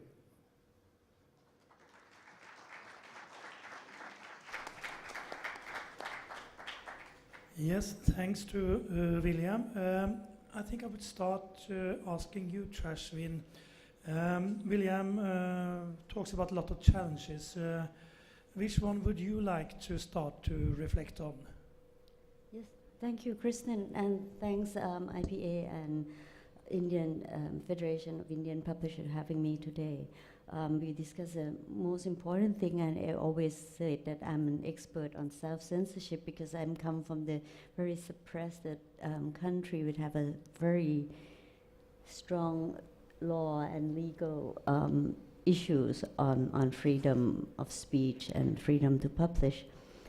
I think the question on how does self-censorship arise is important, because if you work and grow up in such a country like Thailand, you don't know when it's happened. It just happened that you self-censorship all the time without noticing it. And therefore, it's so important to one to keep checking oneself that did I self-censorship myself, or did I stop my staff or my editor to do this, or did I, you know, it's become questions almost every day, every week, that when you confront with manuscript. Fortunately that in a way that I've self-censorship by publish in English, which not read by many Thais. And that's already one step of my own safeguard. If I have published the same topic, same subject, or same title in Thai, I probably get into trouble easily. But since it's in English, and the authorities, especially the military generals, will never pick the book up. So I'm kind of safe in that sense. But I think my colleagues from Malaysia will share the same issue, that they said, okay, there's two there. They said, if I publish in English, that's fine, nobody questions so much. But if you start to publish in Bahasa Malay, then you have problems. And this happened in Laos, in Myanmar, everywhere in Southeast Asia. So that's my concern, is that you don't realize when it happened. And we have one exchange of, in Freedom to Publish Committee that a colleague from Turkey has asking us that whether we have experience on the school textbook. And I said, well, in Thailand, you just avoid doing this and you don't try to make the authority notice it. And another colleague, Anna Maria, just said, but Trashwin, that is self-censorship. And I said, yeah, that's true. But the question is, do you want to survive? You want to, being safe? Do you want to continue doing business? And I always said, you have choice. Being imprisoned publisher, you can't do much. And if you're outside prison, you still can do something, even though it's not fully. If you can't do 100, you do 50. If you can't do 50, you still do 25. And then you come back to do, okay, well, today I will do 75. And recently, I just have one manuscript, which the author it's already published in the States. But the author has been good friends, and then he wanted to push me to licensing it for Thailand market. And I said, okay, fine, let me see the manuscript. And he said, oh, and I still don't get to see it until I said, look, I need to see it. And when he sent me the file, and I looked, the text is fine. Actually, I can get away, publish it. But then he had the illustration, which is illegal. I mean, it's less majesty. I would just, once the book is out in the market, I would just walk straight to jail, you know, because he's in the state, he's safe, but I'm not. And I said, oh, sorry, you know, I like you, but I'm not liking you enough to risk myself in this case. And he said, oh, trust me, you just can black the pictures out. And I said, no way, if I publish it, I publish the whole. I'm not gonna black out some part of it, and I mean, this is ridiculous, you know. So I was kind of depressed when looking at that manuscript. This is only a few weeks back. And I know that I have to talk on this topic in self-censorship. And though I'm joking it, but I don't think it's funny that you have to do it subconsciously all the time, that is it safe? Can you do this? How far can you push? It's not fun. You see, it suppresses your own creativities, it doesn't allow debate in our own society. It doesn't allow, critical thinking. And how could we do a business comfortably? You know, it's not fun. Thank you.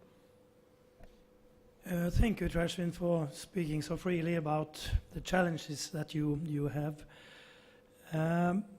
Jürgen Boos, you have some challenges on censorship, I believe. Can you talk a little bit about it from your perspective? It's not my perspective, it's a book fair perspective, but there always has been a censorship and threats to the book fair in Frankfurt. And actually, the first documents we have go back to the 11th century, and it was already then about censorship. When the book fair took place in Mainz, a little city next to Frankfurt, which was the seat of the bishop and where Gutenberg invented printing in Germany, the book fair could only stay there for a few years, then it had to move to Frankfurt because there was censorship by the church in the 14th century. Yeah?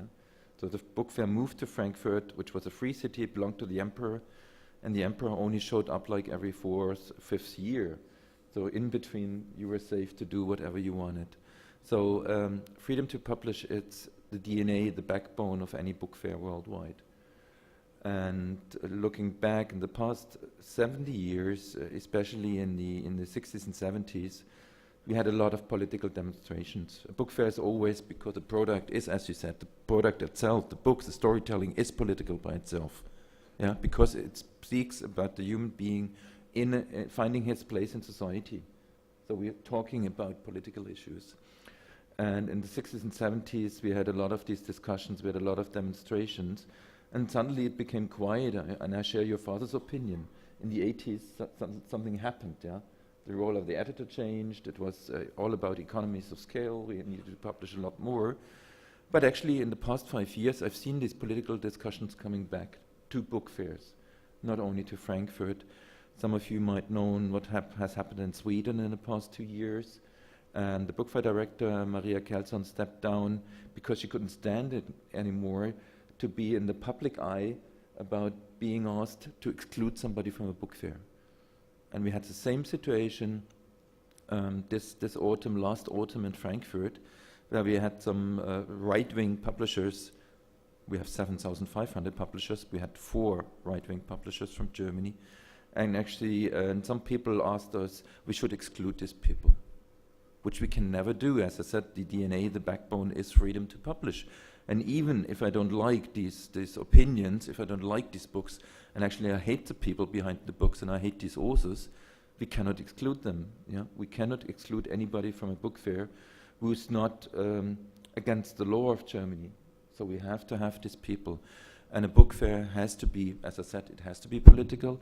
And we always had demonstration. We have the Turkish fighting the Kurdish. We have issues with Iran. We are going to have issues this year with Georgia and Russia. It's a 150 nations meeting, and everybody has a different opinion. It's 200,000 book professionals coming, and everybody has a different opinion, and everybody wants to speak about his opinion. Everybody wants to promote his books and his political opinion, and we have to allow that. You are also in a position where you are watching the development in the world of publishing. You've been with the book fair for 12, 13 years. How do you see the development in what we call self-censorship?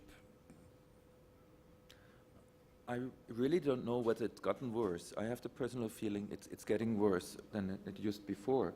But maybe we haven't seen it because the world wasn't as global as it is now. Now we see what's happening all over. And maybe to give you a few examples, we just talked about it. When I think about Karl Ove Knausgaard, I just finished these 6,000 pages, and the book is called different in every country. Yeah, it's called in Norway, it's called Mein Kampf, My Fight, Mein Kampf, the book from Adolf Hitler. In Germany, the publisher didn't dare to call it Mein Kampf. Yeah, it's it's just a small example. Yeah, but even if we think of STM, my background is STM, Science, Technical, Medical Publishing. If you think of suddenly the case of Cambridge University Press licensing its databases to China and suddenly thinking, is this the content we can really offer? And taking some content out. Yeah, so it's happening everywhere. It's whether it's children books which are getting censored, whether it's STM content, whether a publisher decides to not provoke the audience like with the Knausgaard book. I think it's happening all over, and I think it has to do with the rise of populistic governments all over the world. Thank you again. I'm turning to you, Mats. In 1993, you were 25 years old when your father was shot and almost died because working for freedom to publish. And still you decided in 2010 and to step in and become a CEO of Asgard Publishing Houses.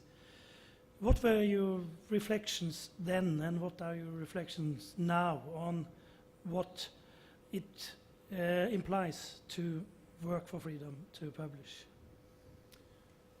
Well, I think I could answer the question by picking up on Jørgen's point, or question of whether things has developed in the wrong direction or not. Back in '93, when William, my father, was shot, well, back then in Europe anyway, being almost killed because you published a book was unheard of. Nobody really thought anything like that could happen at all. It was unthinkable, basically. Even so, he was shot in his garden a Monday morning after coming back from Frankfurt. I think today this has become more, well, I could use the word natural, more common. We have cases with post the cartoon crisis, we have Charlie Hebdo, we have several cases on top of Salman Rushdie's Satanic Verses over the years that has proven the industry to go in the wrong direction. Things have become more difficult. To speak about this topic, when you come from Norway, you should be a little bit humble because we don't only have platform to publish from, but we also have a law that gives us the right to publish whatever we want to do. And I think in contrast to a country like Thailand, where the situation is completely different, is worth bearing in mind. But even so, the threat of self-censorship has grown, and one of the reasons, obviously, is the threat of personal consequences, not imprisonment, but, for example, being shot in your own garden. And I think that gives inspiration for publishers, for new publishers, to pick up on that task, to publish books that are important, books that change our society or has that ability, provocative text, things that we find difficult to accept, things that are unpleasant, but things that will change our society in the future. I think that's very, very important, and I think in that perspective, the history and the current situation is an inspiration, really, for me as a publisher. William was also talking about one aspect of self-censorship, and that is how you are running the publishing house. He was not only talking about external threats, but he was also talking about, do we care? Do we really, being a publisher, meaning that you have to, as a CEO, be involved in the whole process? Would some of you reflect on William's comments on that? Jasmine? Yes, this is not in Thailand, but in one of our neighboring countries. The law was so severe that if you do something that the government didn't like it, instead of arrest the publisher or just arrest the writer, they freeze the company asset, which means the entire company and the staff won't get paid. You know, it's even more severe if you think of it in that sense. I mean, in Thailand, if I got arrested, I'm still able to write a check from the prison. I mean, if somebody bring the check in. But it's not possible in this neighboring country to do so. It's scary in that sense. And when you have a rich government who can follow you everywhere and sue you in any country, you know, you can't escape. That is kind of not pleasant. But in our case, in my case, let's say that there was one time that I published a biography of one prime minister, former prime minister, and when I offered it to the bookstore chain, and they said that, oh, we don't want to display this book. And I asked them why, and they said, you know, the prime minister like to come to our store and blah, blah, blah, and your book will criticize him and blah, blah, blah. And I said, but we might help you. We just order 100 copies, but we will display it like on the shelf, you know. And I said, thank you, but no thank you. If you don't want to display my book, which is written by very good authors, they are well-known, respectable academic, forget it. I'm not going to sell to you. And my staff said, you sure that we don't want to sell any to them? I said, well, no, I'm not sure, but I just got mad, and I don't want to talk to them. Actually, I want to hit them in the face, you know, but I can't do that. My arm's too short. If I was above your side, I might do it. But no. But, I mean, we'll leave the story there, but at the end, the book sold very well, so that's fine. But so your answer is yes. It's the role of the publisher, and it's the person of the publisher who decides about the company. Yeah. Yes. It's your personal responsibility. Exactly.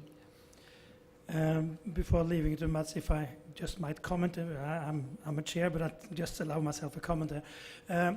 This, you know, we are seeing that this is a problem that is arising, that through libel laws, the economical sanctions on publishing can be hard, and not only by government, but also allowing people of power in society to really hit you economically if you publish something that they don't like and that they go to court with. So just the threat of that is hindering the freedom of publishing. This is something we are going to work on in the Freedom to Publish Committee in the future. But Mats, you wanted to comment? Well, it's again from the Norwegian and European perspective. It's of course different, but still, there's many threats of self-censorship within European publishing houses as well. And I think one of the points made on the video linked to, I mean, what kind of core values do we express, and what kind of publishers do we want to be, is very important. We realize, of course, that all of us, that the market has changed, the companies have grown into big conglomerates, they might be on the stock exchange and so on, and there's several reasons, or companies feel many reasons for reducing their activities and streamlining their line of publications according to that. But I would argue that publishing has not changed. It's basically the same trade, or at least the same profession as it was from the very beginning. Many things might have changed, but the core of the profession is the same. And it has to do with values, it has to do with your goals, and it has to do with how you organize your company. Because if you start thinking as a normal business, well, sorry guys, we are not publishers anymore, then we are just a regular company, a regular business. And we have goals and ambitions that go far beyond that, and that means we all need to organize our companies according to that. Yeah, if you think about the early 90s when the Satanic Verses got published in Germany, the only way to publish it was like a dozen publishers joined forces and did it together, yeah? Yeah. So you couldn't really deal with one publisher, but a group of publishing houses. Or when Feltrinelli did Dr. Zhivago, he had to smuggle it out of Russia to get it published outside of Russia. So there are some ways, and there's a responsibility. And if you have an important work of an author and you want it to get published, I think you always find a way to do it. Yeah. And you would do it even if you wouldn't sell it to certain booksellers. Exactly. I would like to involve the floor, please. We should have had an Indian publisher from India on the panel who could make it. But I would love to have some questions to the panel or some comments from the floor. We probably have the microphones, so I'll try to see if somebody would like to comment.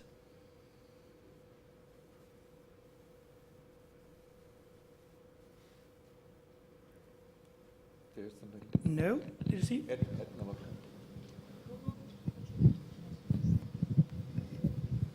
Okay. If there's no more comments, then I can just cite from an... Oh yeah, you've got... the microphone. Have you got the mic? It's coming. It's coming.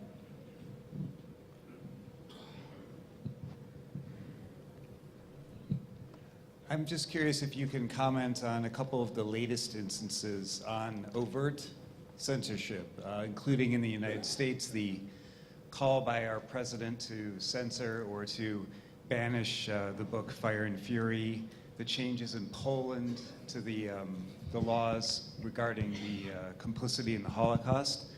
And also, it was pointed out yesterday that the largest publishers are now tech companies, and they seem to have no reservations about publishing any and all type of content, from terrorist beheadings to calls for hate, racism, sexism, you name it. And I'm curious what your feeling is about that evolution in overt censorship that goes well beyond self-censorship. Thank you. Who would like to jump? Well, I'm sure we can all agree that your examples, and many, many more, I'm afraid, are severe and deeply problematic. And a situation where an American president tried to avoid the message in the book is is certainly something that we cannot accept, of course, and I think all your examples are equally, problematic, of course. But I think, again, there are good examples of the development. I mean, things are moving in that direction, and we hear about it more and more often, not only because it's easy to hear about it, but because it happens more often. And I think, again, I think this should be an inspiration for us as publishers to the extent that it's possible, the extent within our abilities to work against that and do what we can to bring forward voices and messages that are provocative but also changes society. I'd like to add also that I think in the West that you have taken that freedom to publish and freedom of expression for granted. You forgot that this is so important, and it's what makes you a leader as you are today, and why we in Southeast Asia looking at, like President Trump was trying to stop publishing or censor something or fake news or whatsoever, and you just go and say, what the hell is going on? What is this guy thinking? Does he want to turn the clock back? It's not going to happen. It will not happen. The time has changed. And of course, we still struggle in my country or in our region, but things cannot go back. I don't think so. There was this famous book from Francis Fukuyama, The End of History. I think it was also in the early 90s, where he thought, no, it's always getting better. It's not like, but I think sometimes things go back, even if you don't want it. I'm not too as optimistic as you are. But it's like one step backward and then 2 steps forward. Or maybe 1 step forward, 2 steps backward. Either way, but things can't stay the same. They are not staying the same, but I think where maybe governments are successful and books don't get published or journalists disappear, then they are successful. Yeah? We only know about these issues where actually we get the publicity. And it's also our role to shed the light on all of these issues. We have to make them open, we have to make them public. Yeah? But if you don't hear about it, and this is the thing with self-censorship, if it's happening, we never find out. Okay, I think our time is up. I think one important part is that we have to keep the discussion going. It's important that IPA has the freedom to publish as a core value of the institution. We have to challenge every time we see that the freedom to publish is not followed. And I got an email from William Nygaard early this morning saying, remember, self-censorship is simply about lack of leadership. So we finalize there. Thank you. Thank you.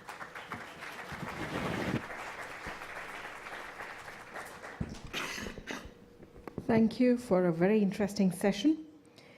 And to do the honors of presenting mementos to the esteemed speakers and the chairperson, we'd like to thank Ms. Tresmanjit Decharak. May I request Mr. N.E. Manohar to please join us on stage and kindly present a memento to the esteemed speaker.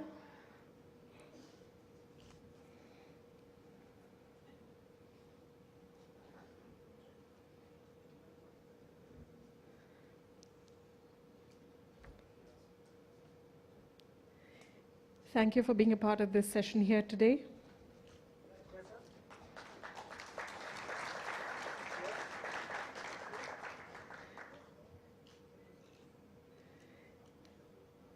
Thank you, Mr. Manohar, for joining us on stage. We are thankful to our esteemed speaker, Mr. Jürgen Boos, and to present a memento, may I have the pleasure of inviting on stage Mr. A.M. Zutshi.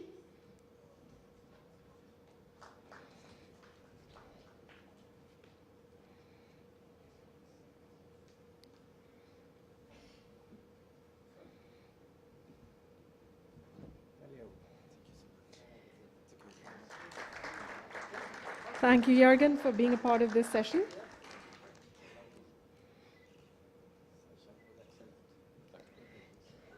And now to present a memento to the esteemed chair, Mr. Christian Einarsson, I now have the pleasure of inviting on stage Mr. H.K. Rastogi.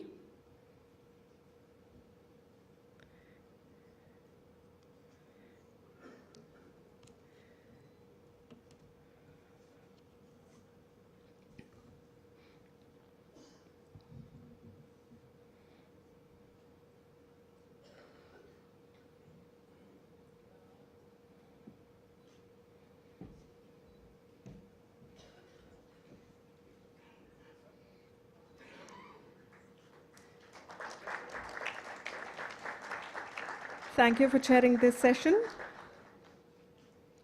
Thank you, Mr. Rastogi. Thank you, esteemed panelists, and we'd like to thank the junior, Mr. Newgard, for joining us here. Thank you. And with that, we conclude this session, which is entitled The Threat of Self-Censorship in Publishing. May I request you all to please kindly take your seats back in the audience.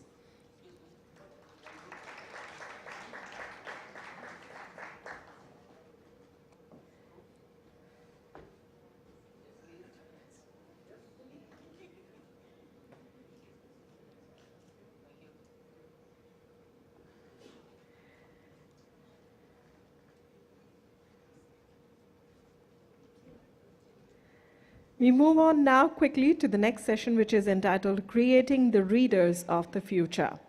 Sounds interesting? Yes. And we have a very interesting lineup of speakers, and the person who's chairing this session is really, really interesting. And I now have the pleasure of inviting them all on stage. May I first take the pleasure of inviting on chair the esteemed chair, represented by Ms. Budur Al-Qasimi, founder and CEO, Kalimat Group, IPA board member, United Arab Emirates. Let's put our hands together and let's give her a very warm welcome on stage.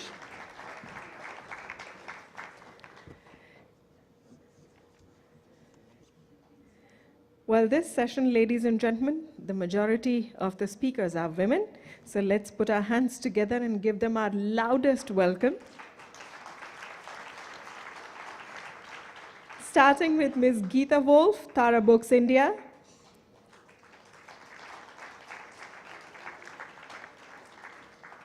Ms. Monica Malhotra Kandhari, Managing Director, MBD Group.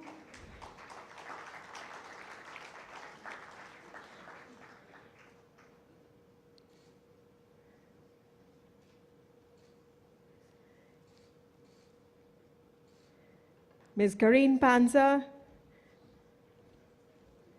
Girasol Edicos, Brazil.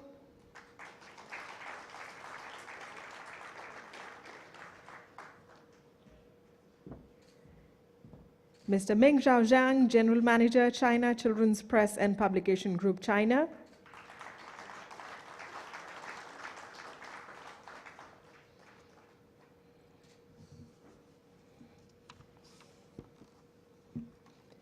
A warm welcome to you all on stage, and I now have the pleasure of introducing to you all the esteemed chairperson.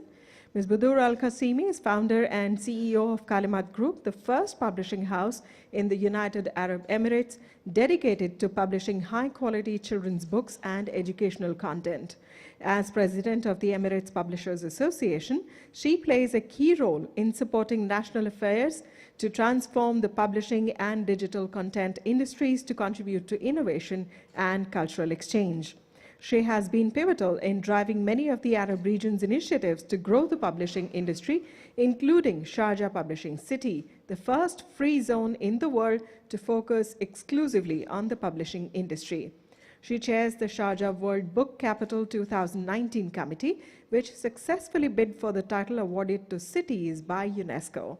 She is the first Arab woman to serve on the International Publishers Association Executive Committee and leads a number of national and international initiatives to promote youth and gender empowerment, economic development, and cross-cultural exchange. I now hand it over to you, Madam Chairperson, to take the session forward. Thank you, Mandeep, for that lovely introduction. And can I just say, can we give Mandeep a round of applause, because she's been doing such an amazing job moderating the sessions with so much grace, I might add. Namaste, everybody. It's so lovely to be back here in India. It's one of my favorite countries in the world. Before I start with this really important and fascinating panel, I just want to see from the audience with a show of hands, how many of you here are publishers? Okay. All right, so if you're a children's publisher, could you please raise your right hand?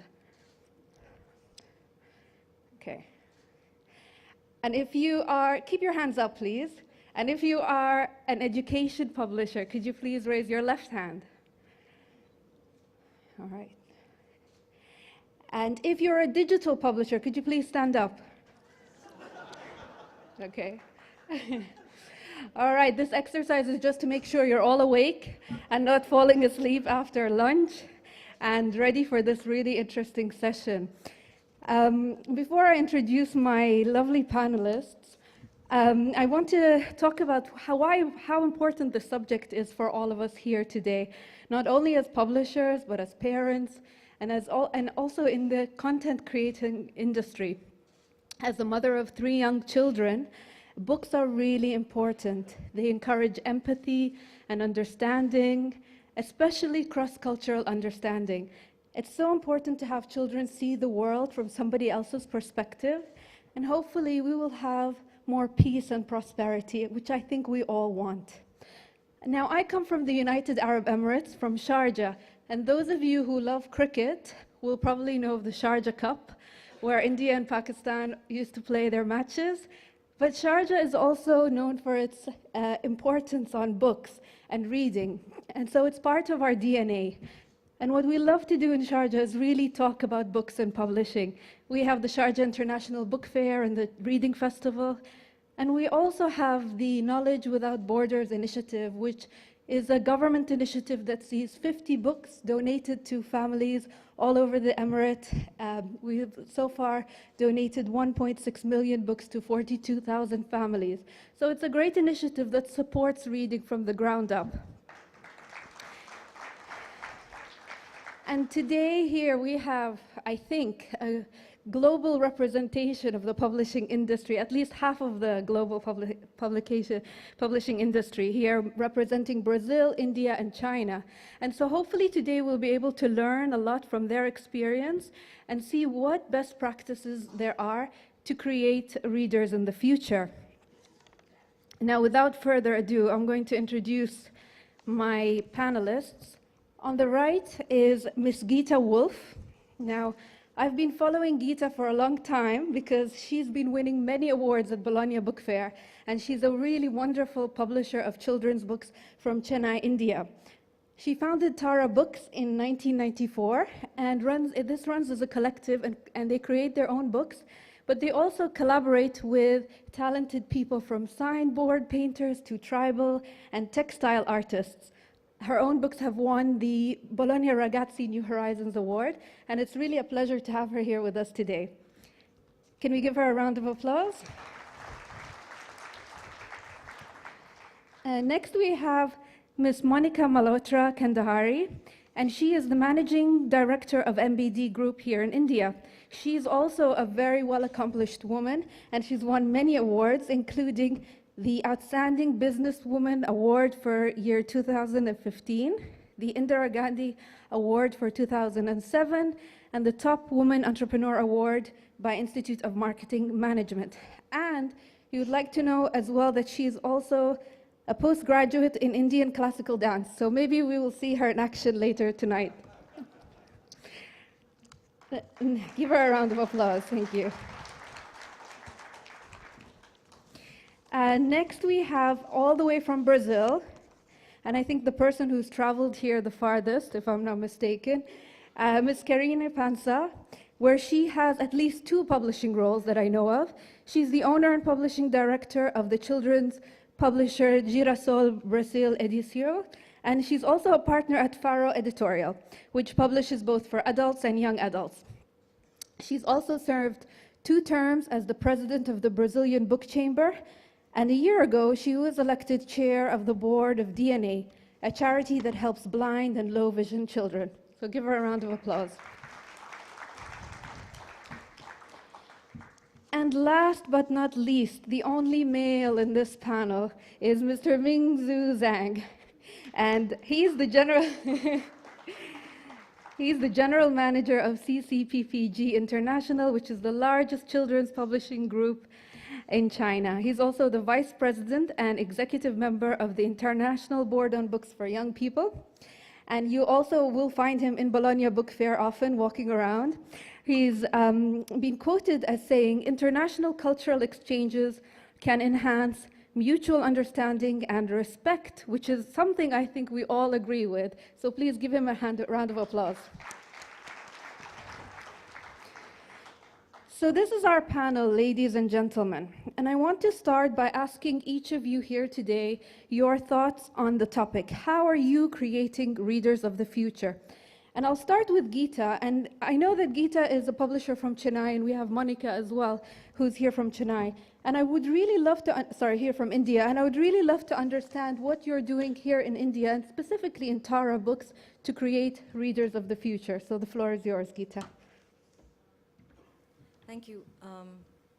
I think what we had talked about before the session was to keep it flowing between us. So I'll just briefly say, I mean, none of us is planning to talk for a long time. I think it's nicer if we keep the discussion going.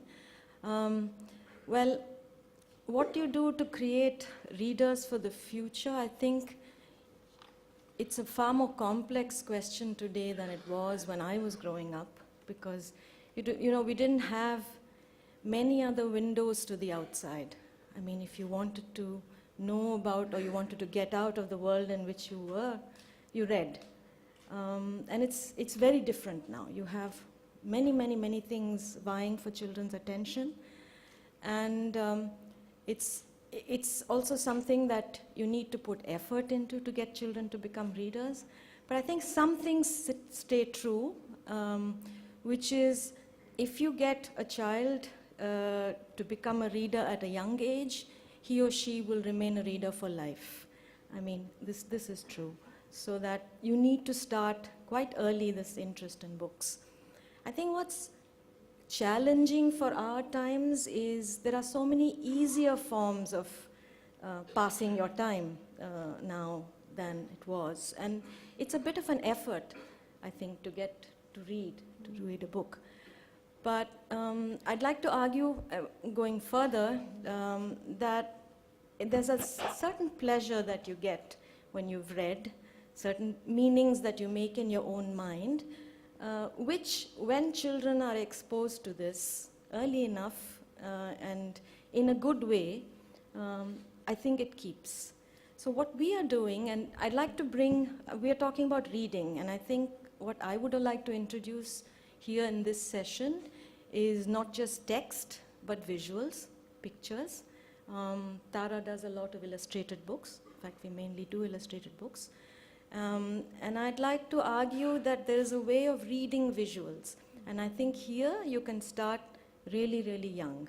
I mean, I know publishers who even make books for babies, books that you can have in the bath, or books that are very innovatively done for an age where you haven't even started reading yet. So that's something that I'd like to speak a little more about as we develop this theme. Sure. But this is Geeta, kind of can to I set the stage. Yeah, this is a really great way to start, actually, because we spoke about the importance of the visual aspect of books, and Tara Books have beautiful illustrated books that Geeta has brought with her here today. So if any of you are interested, please come up to her later after the session and ask her to show you some of her books.